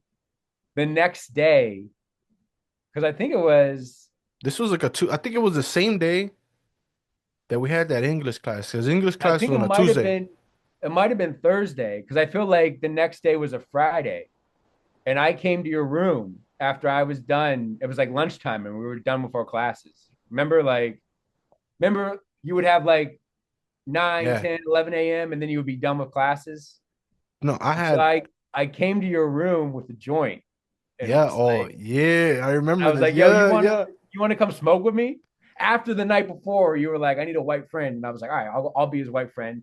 So I rolled up that joint for us. And you remember what you told me? Now I You remember remember, fool. you said you said white people smoke weed. Oh. Yeah. you, Oh shit. Hey, that was the first thing you said white people smoke. Like you just you know what it was? I remember that shit now. You know what it was? It's because it might have been like an imposter syndrome where it's like I knew that I was rowdy and I knew that I grew up hood. I still couldn't wrap my head around the difference of being from the hood and being rowdy compared to like somebody being from the burbs and being like a stand-up straight edge student. yeah, no, you Right? can be Because rowdy in the burbs. right, Yeah. because to me, the only white people I ever seen smoking were like hippies who were like fools with long hair or just like white fools that grew up in the hood or just like out here in LA. On top of that, I was like, oh, I could get weed out here in Ohio. Oh Yeah. shit, people from Ohio smoke like that? Like, Yep. oh, other people, so all those things started like all those questions and all these like fucking random thoughts started popping up to my head. So when you pulled up with the joint, I was like, oh shit, white people smoke, but it wasn't on like because you're Yeah, white. no, it It was a wasn't. joke, but it was more of like, oh, these fools actually smoke. Yep. Like Yeah, yeah. they're not Yeah. just here to fucking study and they're not just here to you because I always saw myself as like not I won't say lesser than, but I always saw myself as different. Like to me, it's easy to get weed. It's easy to get drugs over here. For I Yeah. grew up in the hood. I always thought it was like the difference of culture meant that it was harder or it was that's the type of shit Yafus don't do. And like you're there to study and you're there to play football, you're there to do things. But I was like, oh, like okay, Yeah. like these fools are here to partake No, in the we were same trying to. activities and shit. And when did you? Because I had been up at Ohio Wesleyan for a few weeks because I played football. So I had to get there like 2 weeks early. So I already knew. That was my second week there Yeah, ever. so you came for like orientation week Yeah. because I already went to a couple of parties with the football team. So I already kind of knew some people, knew where to get some stuff. No, you Uh, met me. You met me before, yeah. everybody started giving me the time of day. When people weren't giving me the time of day, it was like I had to go and force things. Well, because what? So after that, I mean, I was trying to tell my Florida friends because I was like, "Oh, I'm doing a." I told them I was doing your podcast, and they're like, "What?" And it was hard for me to explain to them our relationship. Like, if you don't know us, it's really hard to be like, "No, no, we met in college, and then he needed a white friend. I said yeah, and then he was a Phi Delta, I was a Phi Psi, but we still kicked it." Like it's hard to explain. Hey, I was hey, trying to tell shh. them we knew all the trails. Remember that we had like the Rocky Trail and the Green Trail. Like, Like we're not gonna say where they're at because people are students at this current time of day might still be using these trails to smoke. But if you know Owu, there's a lot of places where there's a lot of woods. a lot of woods, a lot of different trails where people could smoke at or just go kick it. Yeah, yeah. And I think one time, did you ever get to? I don't even want to say where, but there's a part of outside of campus where there's like a little bike trail like behind some houses, and that's like one of the first spots that I ever smoked. Did you ever get this? I don't want to say too much. I don't want to burn out the spots like It that. was I don't want to. Is it by the soccer fields or No, it's right behind by Bashford. yeah, yeah, yeah. There's I these think little bike trails behind these houses. I don't yeah, say where at, but yeah, yeah, no, yeah, we some of went the there. other football players I was cool with, they'd be like, "Oh, I know these spots, ba ba ba." And then I think it was you who showed me the green trail. Was it you that showed me the green trail? Yeah, yeah. I I bring it up because you remember we were out there doing our thing and those two girls walked through. Like they were trying to cut through the woods. Yeah, Oh, we seen some shit, dog. dude. And we were in the woods, and dude, we Bro, must have scared the what a fucking random ass place. yeah. How scary must have that been? Like these girls are trying to like take a shortcut, try to get. I don't know where they were trying to go, but they cut through the woods. We're already in the woods, and they see us, and they like ran. I get why. I mean, we're just two guys in the woods. I mean, we're not. It We're must not have been wearing like, OU shit. We're not yeah, wearing no, no. OU We were shit. in like our black coats and everything, and I wonder uh, if people actually did that before us. Was it like, like I was wondering, like, do people still do that, or did people even do that before, where they would go and leave campus to go to these different places? I wonder. Because it's not like it was that far away, but it was It was off a trek. campus, It was definitely yeah. It was a trek. Like and you had to walk down that little street. Like it yep, looked like an alley. yep. And then like walking back to campus was always I nerve used to having wracking. anxiety attacks for like Yeah, left and because right. you didn't want anyone to see you. You're always worried about like public safety and the cops. Like where are they at? The townies and shit The pulling up on us. townies. Yeah, that was like if you left campus, you could face the townies, dude. I And was we like, would find. I mean, there had to be homeless people living in those woods because we would find shit. Like we would find like old fucking bottles, clothes like and shit. Like we would. yeah, clothes in a suitcase, shit like that. I wonder if like townies use those spots that we, kind They of had to. find our They had spots and made it ourselves. They use those because it was rare for me to find other OWU students there. Like if I was there, I was with the other OWU students, like one or yeah, two or three. Right? yeah, yeah. That was Yeah. Then the other Rocky Trail, the one by the fucking, I don't know, what By building the is that? park, right? By the park. That was a Yeah. whole different experience. We call it a Rocky Trail because there's a bunch of fucking pebbles and shit on the ground. The other one is called the Green Trail. You want to tell that story about the day you dropped the? What'd I But, drop? but when we were blazing it all the time, so it's like, oh, this is the Green Trail. And then the one time you dropped like fucking a gang of flour on the ground, and it was the Yeah. day we retired that spot. Yeah. Because I was in the bowl. Yeah. It was in the bowl. Just And it just I everything dropped it on just the ground, and I like we looked at each other. We're like, "Oh, we got that's it. it was a wrap. That's it. We're not coming back. It's meant Because to be." at that time we were already, going to the fraternity houses. We already have We had connects to other go spot. That was the other thing. We didn't have any other where to. We didn't have any other originally. spots to go Yeah. to. So like, yeah, because then you and I, we were fucking with all the like Delta Tall Delt, right? They DT, wanted us, Phi DTD. Delts, Phi Psi. So we already had places to go, do Yeah, our to do our activities to go to Cloud9 and blaze it. That one random day we were like, let's just do it one time for the one time, and you pulled up. I don't know how much it was. It was a pretty cool amount. it was good. Yeah, it It was was a couple of grams and shit, and then just dropped it. you just dropped it. And we're just like looking at the ground, and it's just like a pile of green. We look up at each other. We look back down, and then we're like, "Fuck, that's it, dog. It's a wrap. We have to retire it." And We we're didn't like even try sat. to save it. Like we didn't even try to take a little bit off the top. Like we just knew, just It leave was it. Just leave it. it was like a sign for it was just kind of like we took it as a sign like now you fools can't be doing this anymore. Yeah.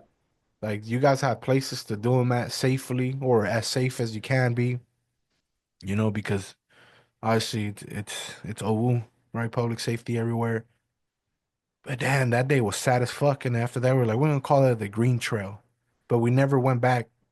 No, because we started using the Rocky Trail became the big one. But Yeah, that and was then back.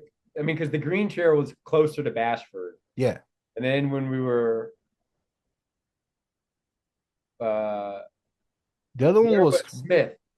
yeah, true, I yeah, lived yeah. in Smith with Demon Ridge, so then that's why we started using the Rocky Trail. Um, There but was yeah, be all these little trails and shit.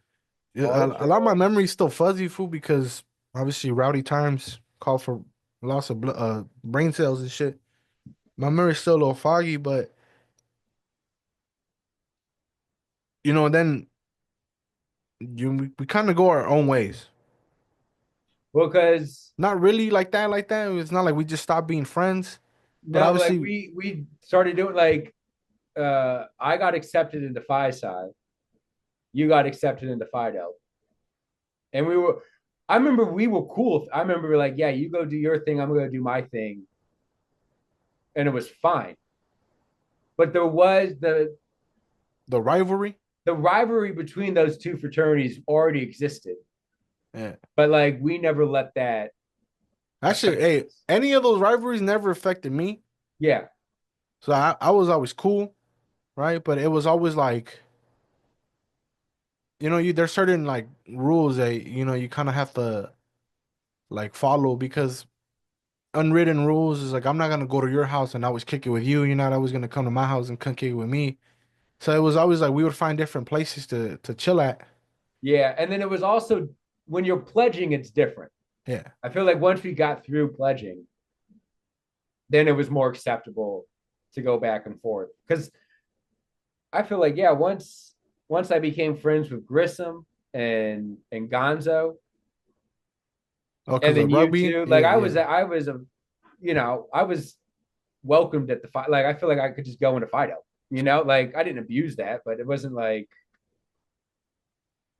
If I went over to hang out with Grissom or Gonzo, it was no big deal. So Yeah, I was made sure like if whoever pulls out, I'll make sure this fool, he's gonna have a good yeah, time and well, nobody's because gonna fuck with him. we would watch football there. Sit and watch the Dallas play, and yeah, We're like the only Cowboys fans on campus and shit. only Cowboys fans on campus. That's a fake statement, but that's the way we saw it. We didn't find anybody else that fuck with the Cowboys. Nope. Uh, so socially, it was a great experience, right? And then talk about your experience playing football though. It sucked. It's it like the difference between Ohio, like college and high school football. I was spending like 6 hours a day playing football. I mean, I had to wake up at 6 in the morning and go lift weights for an hour and a half, come back, get breakfast, go to class. At like noon, I had to go watch film for an hour. And then, so that's already like 2.5, 3 hours of time spent towards football. And then I still have a 2 hour practice at the end of the day that I got to go to. I'm not, I think if I stuck with it, I could have been pretty good. Like if I stuck with it, followed through on the weightlifting program and the conditioning program, yeah, by my junior, senior year, I probably would have started, but I didn't like it. It wasn't fun. Like it just was not, it was so much different from high school where it was like you just have like a practice after school and then you go play a game on Friday. That's it. Um, so I stuck with it. Um, and then I quit um, the last day of spring training. Because remember, everyone quit at the start of spring training because it was like, if you're not going to do this next year, just why are you going to go through this whole lifting program? But I didn't want to quit because I didn't want them to think I couldn't do it. Mm. You know what I'm saying? Like I didn't want the coaches or the other players to be like, oh, Basil quit because he can't do the workout or he can't do the conditioning. No, no, I can do it. And so I stuck with it. And then once that was all done, then I went and told my coach, like, yeah, I'm not playing next year. And then I joined the rugby team after that. So yeah, but it was good. I mean, that's how I met most of the Phi size was through the football team. That's how I met Grissom. Um, I guess me and Gonzo met in the football team, but we didn't really become friends until the rugby team. That's Uh, right. I forgot he was in the football team too. so It was I always mean, funny because I used I to kick it with you fools, and most of the people I originally kicked it with were all athletes. yeah, And I was like the non-athlete motherfucker just hanging around everybody. You should just, hey, fool, you want you to would go you blaze came it? you would like come to the gym though. Remember that? You would To like work come out, work to out. try to work out, right? Yeah, you would come. I'll give you credit for that. That's got to be intimidating. Like just going to the gym with a bunch of football players. Nah, I just cause growing up in the hood, for everybody tells you for like it don't matter who they are for it. Nobody's and this is some hood shit. And I don't think like that anymore. But at the time, I was like, it don't matter who it is, dog. Nobody survives a blower. Like Yeah, if it don't matter how much you could weigh, like nobody could survive a blower. yeah, So I was never like I felt intimidated. Like I respected all you fools because knowing like you right at the time and then knowing a bunch of like Grissom and all these other football players who really had to go through through the season and not being able to do certain things and while we're yeah. fucking drunk and you fools are showing up from a game and y'all fools have to catch up where we're already having fun. You Yeah, or couldn't do just like midday shit. Like I could go get high at midday and you couldn't do that. yeah, I did practice, or just like you guys were done. Like you guys were done with your day at noon or 1 o'clock. Could get some studying done. Go to the library for a couple hours, and then boom, it's 4 or 5 o'clock. You're kind of done for the day. I wouldn't be done until like 8 o'clock, and then I would have to start doing my reading and my book reports and shit. And it was as a freshman, you didn't realize just how much time you're taking up with football.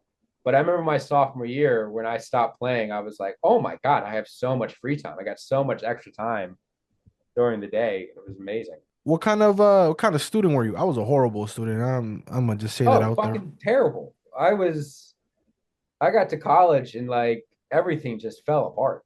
Like I failed that English class. I didn't retake English. I had to retake. I easily retook like 8 classes. I had to take stats like 3 times.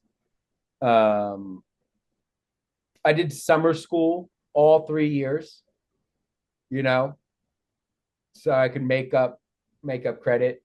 Um, I'm not joking, dude. I think I graduated with the lowest possible GPA, like the lowest possible GPA you could graduate with. I did it. Like I think they were tired of me and they just were like, all right, just push them through. Just get like it was horrible because like I said, I started off as a zoology major, failed my chemistry class, failed my math class, and then second semester I failed biology. And so my advisor was like, you can't be a zoology major. Like you're not. You're not cut out. I don't know. I can't remember exactly how he said it, but it was definitely like you are not smart enough to do this. And I He was was like, just oh blunt with it. He was yeah. straight up telling you. He wasn't saying like that, but he was like, look, you can't pass like the prerequisite classes. Like this is basic chemistry, and you're struggling so much with basic chemistry, you're not going to succeed in this major. And so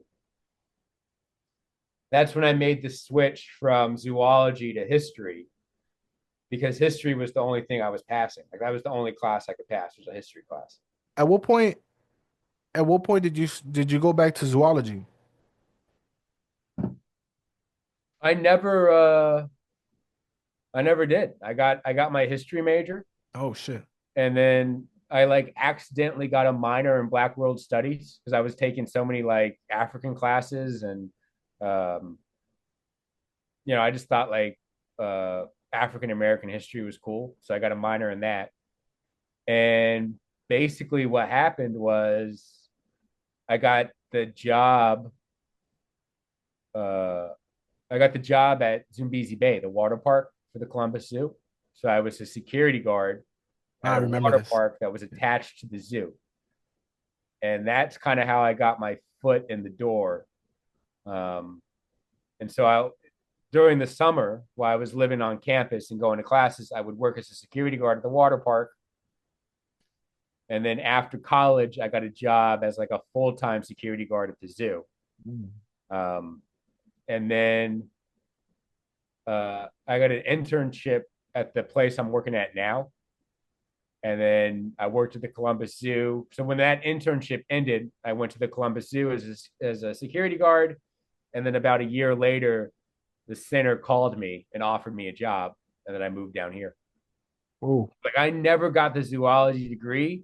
I went, I got the experience, you know, I got the actual hands on experience, which is more valuable than any degree, you know?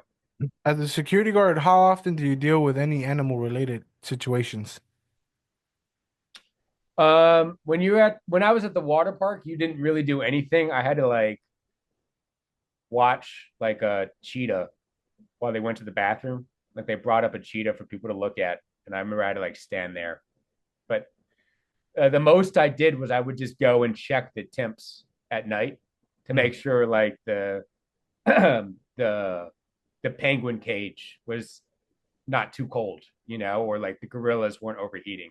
That's the most I did with the animals. Like it wasn't until I got the job in Florida that I started actually interacting with animals. What does that look like? Interacting with animals, Yeah. it's wild, dude. It's like I mean, I guess people, I guess people who are listening don't know, but I work with chimpanzees and orangutans. So um, at any moment, they could grab you if I get too close. They could bite my fingers off. So you got to learn how to work with them safely. So how can I give this animal food without risking them grabbing me? And then also learning how to read behavior, right? So just like you can tell if a dog is angry or upset, you can tell if a chimp is angry or upset or an orangutan is angry or upset. Um, but it's wild, dude. It took, I've been at the center for 6 years now, and I feel like it's only been in the past couple of years that I've really kind of understood what I'm doing because it takes takes a long time to pick up on chimp behaviors. So yeah. Is that the only group of animals you work with? Yeah, right now it's only chimpanzees. I mean, I have worked with the orangs, but in my mind, the chimps are way more fun, right? The orangs, they're they're they're cute and they're playful, but they more like to sit and watch. The chimps are the crazy ones, right? They're the wild ones that are like bouncing off the walls. They get excited. They live in the bigger groups, so you can see a lot more interactions with individual chimps. Uh, and yeah, and you never know. That's the best thing. You never know like what's going to happen because you might have a plan for the day, but then this chimpanzee decides I'm not going to shift, right? So that means like I'm just going to stay inside, and now you can't clean the night house, or there might be a fight, and then you got to go respond to that, and that's a whole other thing you're dealing with, you know. So every day is completely different, which is I love it. So What happens when they get down? Like, what's up when they fight?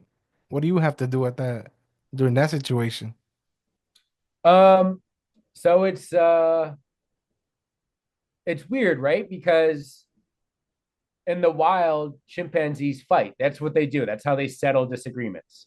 So it's not that you want to stop the fight. You just want to make sure that they're not going to severely injure each other, right? So if if a male goes up and tries to steal food from a female, and the females get all mad and they chase the male around, okay, they can do that. They're allowed to do that. But it's when they start, grabbing onto the male or any chimp and they're biting them and they're not letting up and they're causing like severe injuries, then I need to start trying to separate them or distracting them, right? So a way I can do that is just I could bring out a soda, right? If I could bring out a like something very high value food wise, and they could be like, oh, I'd rather go get that thing than continue this fight. So yeah. You probably have so much fun. Oh yeah, I mean it's a blast, but it's still a job. Like I still have to like clean a night house, prepare a diet, take my notes, and do all that stuff. But yeah, there's funny moments for sure where they do goofy stuff, and I mean I saw a fight where they were in they were like in the top of a structure, and this chimp jumped and grabbed the mesh and swung and kicked another chimp. Yeah, like I've seen some crazy stuff, and chimps are just they're pretty tough. They can I've seen some chimps get thrown around, and I'm like, oh my god, and they just get up and walk away like it's nothing. So it's don't like, yeah, if it happened to a human, we would be out. But for Yeah, some reason, chimpanzees are just way tougher, they're built different, dog. built different, 100% just built. I mean, because they're all upper body and shoulder and arm strength, got no leg strength. Yeah. So, You ever fear for your life or not? oh yeah, not often, not like every day. Um, but there's definitely times where not every animal you work with is gonna like you. So there are times that I know, like, oh, if I mess up, like if I get too close to the mesh, this ape can definitely grab me, and this ape will grab me because this ape doesn't like me. Um, so there's stuff like that, and then I've also seen they're strong, man. So like I've seen them shake like the cage before, like when they're really displaying, and it's like, oh, like that's very impressive that they're shaking solid steel. We got like, yeah, I would probably say like once or twice I've feared for my life, but um, that's like it's not. Comes with Uh, the territory. yeah, it comes like it is what it is. So You said take notes. What do you take notes of? so I got to write down like all the meds that I give them. So there's a record like, hey, I did give this med. I gave it at this time. I saw this side effect. right? Um, and then also writing down just stuff to help us, like, oh, let's just say this chimpanzee left its sweet potato. Okay, I'll write that down, and then I can go back in the notes and be like, oh, Tammy left her sweet potato every single day. Let's either try to pull her sweet potato because she's not eating it, right? So she doesn't like it, or that could be a sign that there's something else, that she might have a stomach bug or something, and that's why she's not eating it. Mm. So just general records, so we can have, something to look back on to be like, oh, okay, yeah, this is a pattern, or this isn't a pattern. As a zookeeper, that's your title, right? A zookeeper? What's your official Yeah, title? it'll be like caregiver, but it's Okay. the same. It means the same thing. Caregiver, animal caregiver. What does your day to day look like? Like on an average day? I know everything changes, but what time you show up? What do you usually do throughout the day? So I work from 8 to 5. I show up at 8 o'clock, and generally, what you do is, um, where I work, we have a bunch of different chimpanzee groups, and so you normally go and work a building. And so in the morning, you feed them, you give them the morning meds, and then you want to shift them outside so then you can clean the night house. Hmm. So it's kind of like your ideal morning. Um, and then you finish cleaning the night house, and that can take a couple hours, right? Because you got to pick up all the trash, all the compost, hose it, and then sometimes I'll disinfect it. So I'll put soap down or I'll put bleach down and I'll disinfect it. And then I got to set it back up. So then I got to put more food in and more hay or whatever fun enrichment I have for that day. And then I give them lunch, and then I go to lunch. And then in the afternoon, that's when you can do a lot of like your training. So we do basic husbandry training. So like fingers, toes, like asking them to give body parts so I can touch in case Oh, that's they're going dope. to do like medical stuff or treated wounds. And then I'll clean their outside enclosure in the afternoon. So then it's just shifting them in the night house, clean the outside cage, give that back. And then I'm normally, by that time, I'm done with the day, give them dinner, give them pee in beds, and then I'm out. So Do people stay at the zoo overnight to take care of the animals or not? there are people on grounds, but there's not like a night shift. But there are people on grounds. So if they do get into a fight, you'll hear them. You'll wake up to chimps screaming. Um, People can go respond.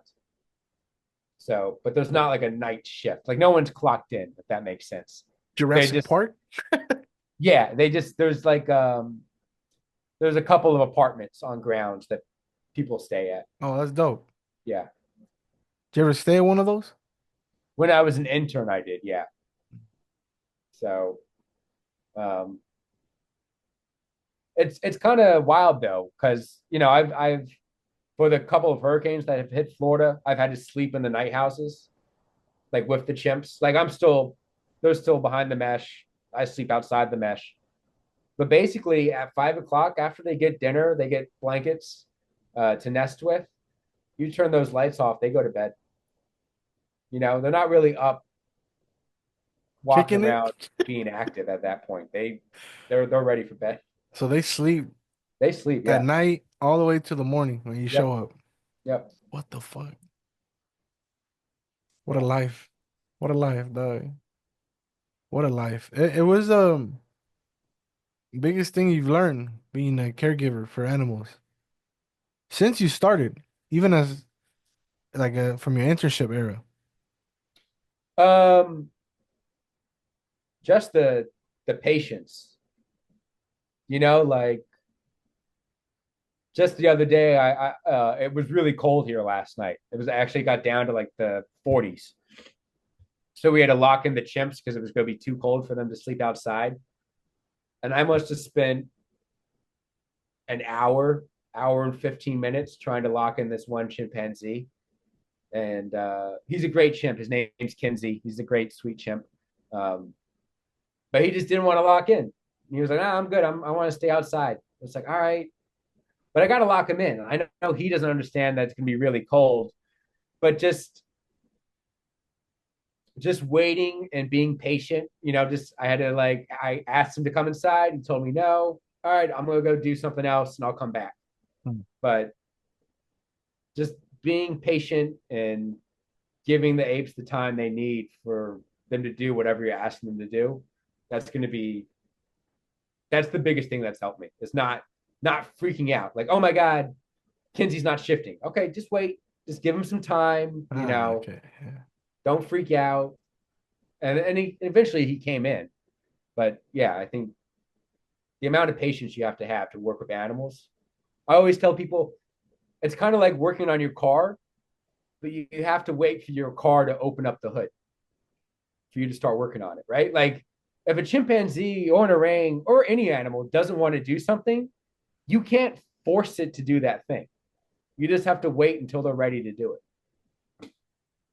Patience. Ooh, Patience, yeah. patience, patience. Something that I didn't think I would. I don't think I have a lot of patience, but I think when it comes to animals or anything I love, I'll have patience with it. But like Hmm. normally, I don't feel like I'm a patient guy. What is what's the ultimate goal, dog? Or is this the most you ever seen yourself do? Dude, I still can't believe I'm doing it. Hmm. Does that make sense? Like this is a goal I've had since I was a child, and I'm doing it. So right now, my goal is just is to still I'm still trying to learn, right? Like I want to get better at the training, like basic like I'm working with a group now to get them trained to use a scale so I can get weights on them. So that's taking so much time because that's such a hard thing to teach. I have like it's like a swing that they can sit on and then it will weigh them. Mm-hmm. But teaching a chimp to like go sit on a swing, it takes so much time. So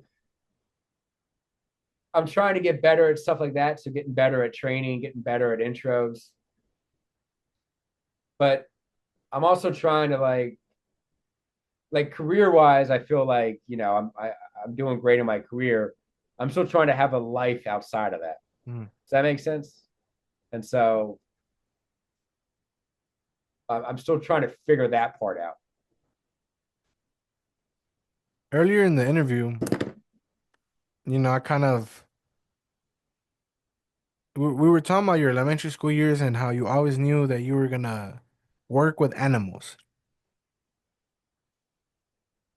Years later, you fulfilled that dream and you feel fulfilled. I think is there a difference between being fulfilled and being satisfied? Yeah, yeah. Because I would say I'm still not satisfied, if that makes sense. Okay. Right? Like I'm doing it. Like I'm working with animals, but I want to be better at it, if Mm. that makes sense. Or Yeah. I still don't know if like, all right, right now I'm working with chimpanzees. Do I stick with chimps or do I try to go and learn to work with another group of animals? What would be I don't know what would be better for me. Like I don't know.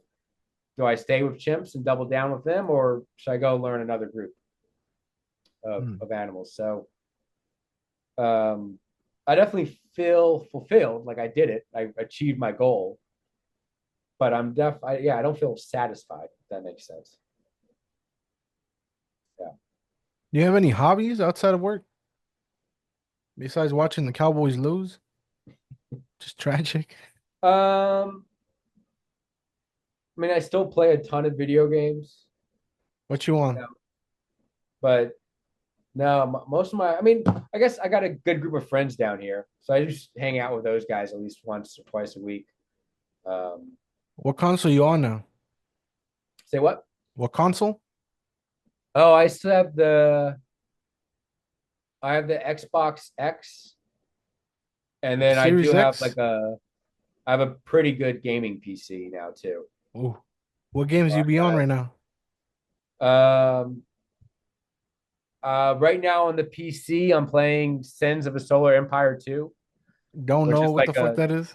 it's like a space game. You build like a space fleet and then go Okay. conquer other planets. It's real nerdy. It's real nerdy. But on the Xbox, uh, what am I playing right now? I'm playing like a crafting game called Green Hell. So like you're in the Amazon jungle trying to survive. Yeah. I play the weirdest games. I'm not like I don't play Call of Duty, you know. I'm more like the strategy games and shit. I play on PC too, so I'm a PC gamer. What so your Overwatch? You like the That's all I play. I don't really play video games no more. I don't have time to yeah, play video no, games, but it's when I wind down at the end of the night or throughout the day when I have time, just to like kind of get some a quick dopamine hit, just to get yeah, started on my next task. For like after this, I'll probably play video games for like an hour just to wind down and relax for a bit. Then I'll go do some. I can't just go from task to task anymore. Like I'm at a different time in my life, or I feel like I'm hustling less, but I'm hustling hard. yeah, no, that makes sense. Whereas before I was like, oh, I gotta go, I got a task Yeah. after task after task, and it fucked me up. So now like I'm taking time because I'm doing less. I have time to do more stuff that before I used to use as an escape. Now I use it as like a winding down, relaxing type of type of shit. Because my relationship with video games was more, I was like, I'm gonna play video games because I'm stressed out and you know how it is, right? Like I want to escape from the world for a bit. I want Yeah. to play with the homies. Right now, I just like playing by myself, dog. Like I like to just game by myself and just play like 3, 4 matches, hop off, and go do the next thing I gotta do in my day. That's nice. Yeah, I'm definitely see the games I play, like I like the games in you which gotta you like grind. yeah, or like you build like a city or something or build like an army and then send that army. Uh, So yeah, I still if I need more than an hour, right? If I don't have like 2 hours, it's not worth it for me to play to start up a game. and I think That's why 3 hours, but spread out throughout the day is probably like the way. That's how much I play. you gotta do you have a Xbox or just a PC? Just the PC, but I play on the Xbox controller. Oh, gotcha. But the cool thing about the PC is that you don't need an Xbox. No. Yeah, everything's on The same was yeah. interface software. I don't know what the fuck the word is, but I could get Game Pass and play all Yeah. the Xbox games if I wanted to. I've done it before. Yeah, no, I was no, I did the I was on the Game Pass for a while and then I didn't want to pay for it anymore. But yeah. You ever play Warzone? No, that's the Call of Duty one, right? Yeah, I love that shit. No, I no. Not right now though, but Um I like the you ever played like it's called Warhammer Dark Tide? no, but I know Warhammer. Yeah, so it's I like the games where it's like me and the actual players against the computers. I can't Uh, do PvP. I'm not good enough. But if it's what's it? me and a bunch of players fighting computers, I can do that. What is this shit called? PVC or PVE? PvE. Yeah, Yeah. you like PVE types of More games. PvE, yeah. Or like co-op. Like I'll do co-op, you know, You but ever I fuck can't. with Helldivers? I tried to, man. I but my PC couldn't handle it for some reason. My PC could not still I'm still upset by that. But I really wanted to get into Helldivers because that like Helldivers is like the perfect game for me. And I Yeah, feel like if I had a game like that, I could do what you're doing, where like, oh, I'm gonna go on Helldivers, I'm gonna play like a match, and then I'm gonna go get off and I'll do something else. video games is fun, but final to summarize the conversation about zoos and your life right now, there's I dropped a video on my YouTube channel, and I'm bringing it up because before we started pressing record, you asked me, it's like, what got me inspired to do this? Like, oh, you got a podcast now, right? And it's kind of like on a similar path where on a similar experience with you where I always knew that I was gonna be some type of communicator. Right. but it's manifested throughout my life as multiple ways of communication at multiple times.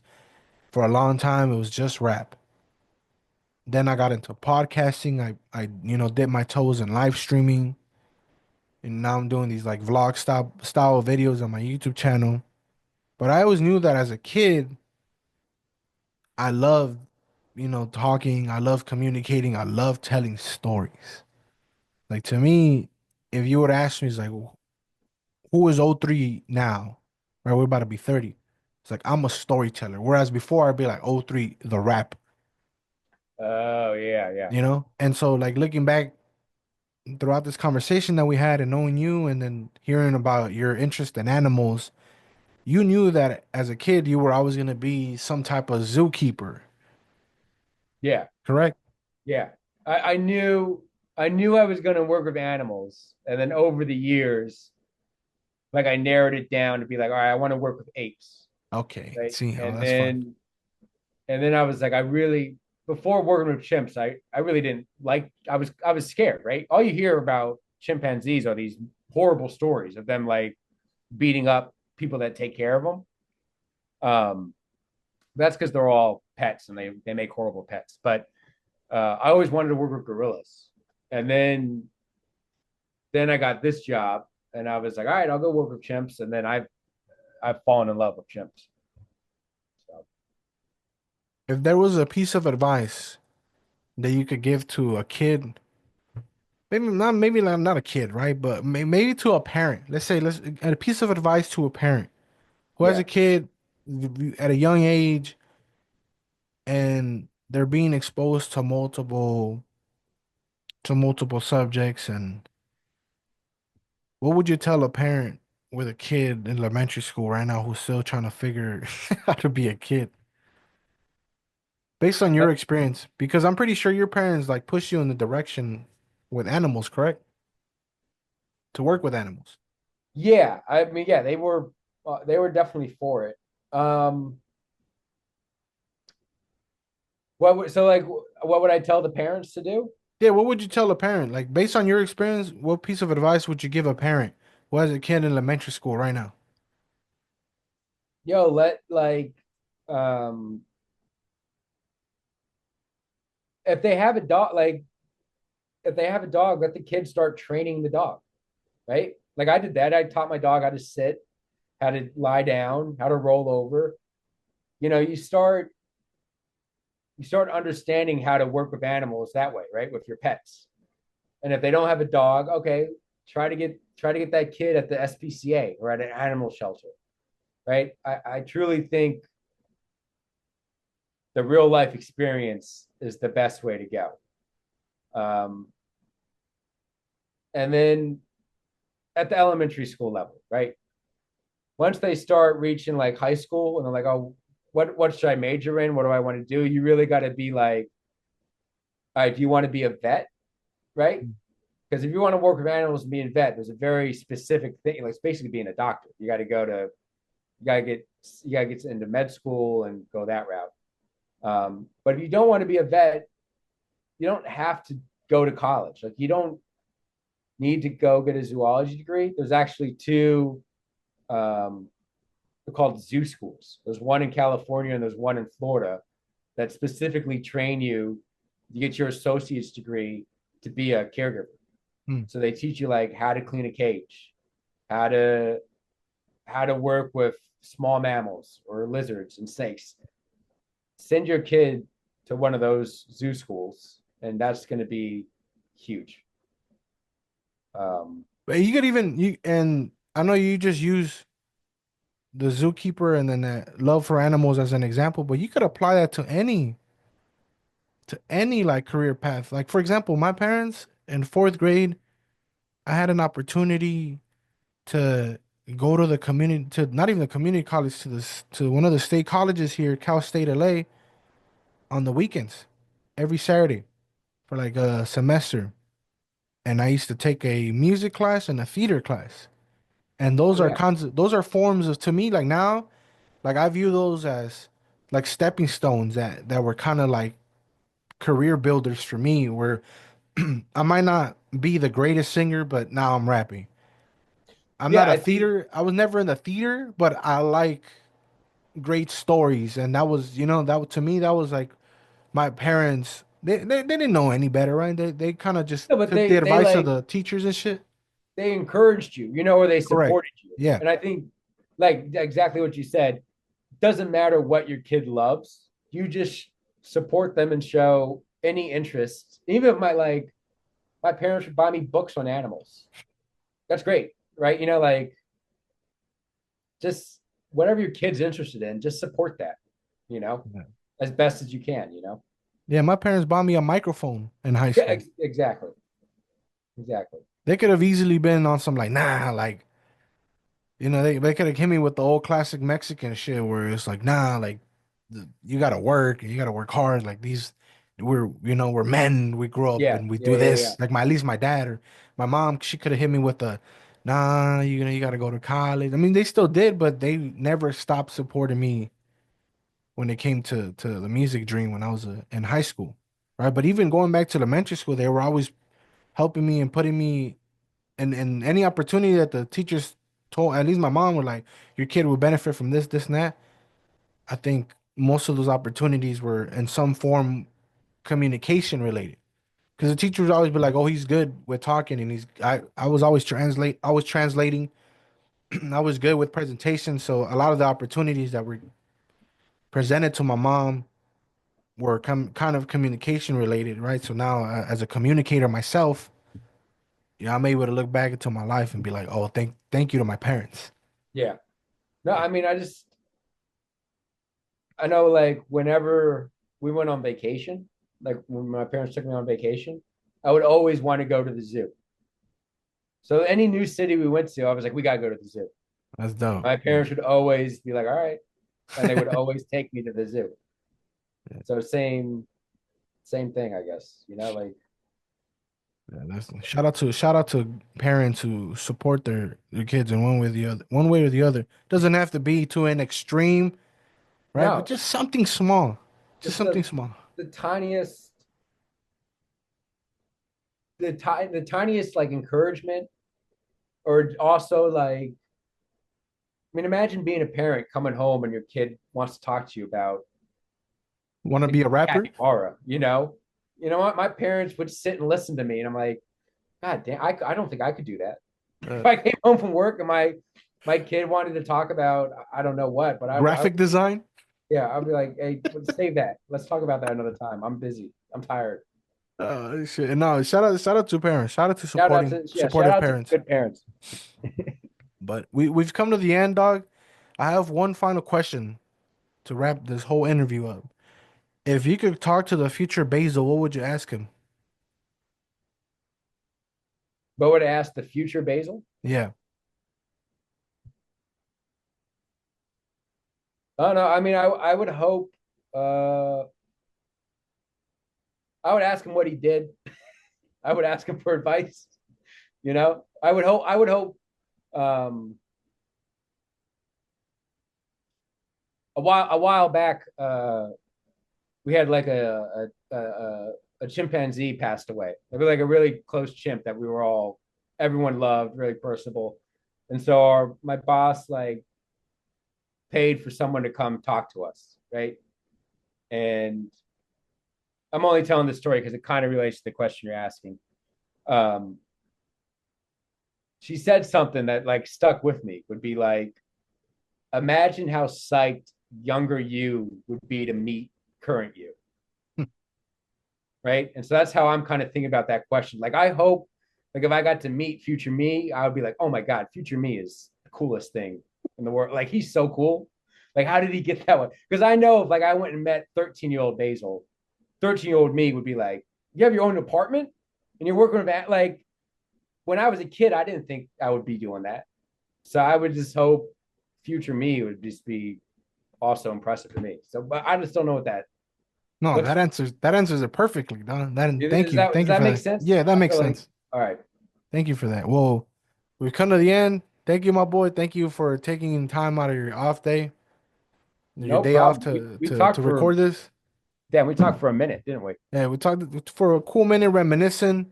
It was cool to hear about, how you grew up. Maybe a lot of these stories we never got to talk about those kinds of stories when we were chilling at Owu. But hearing these stories at a different time of our lives, we haven't spoken like this in a minute. It's always been through text.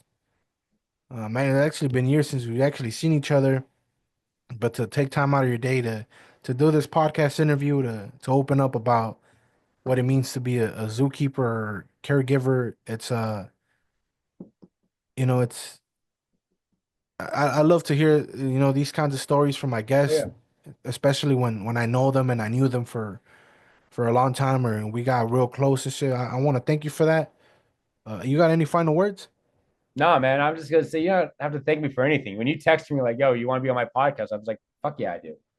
Why would I say no? Kind of like, I mean, it's what you said back in college.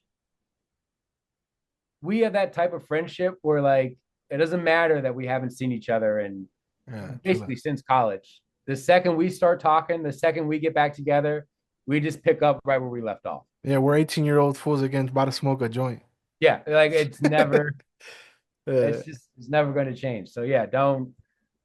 I was excited, dude. I was like, oh, I get to talk to Omar. Fuck yeah. and that's it. That's all we got. It's your boy Othree signing off. Don't forget to love yourself today. All right. Adios.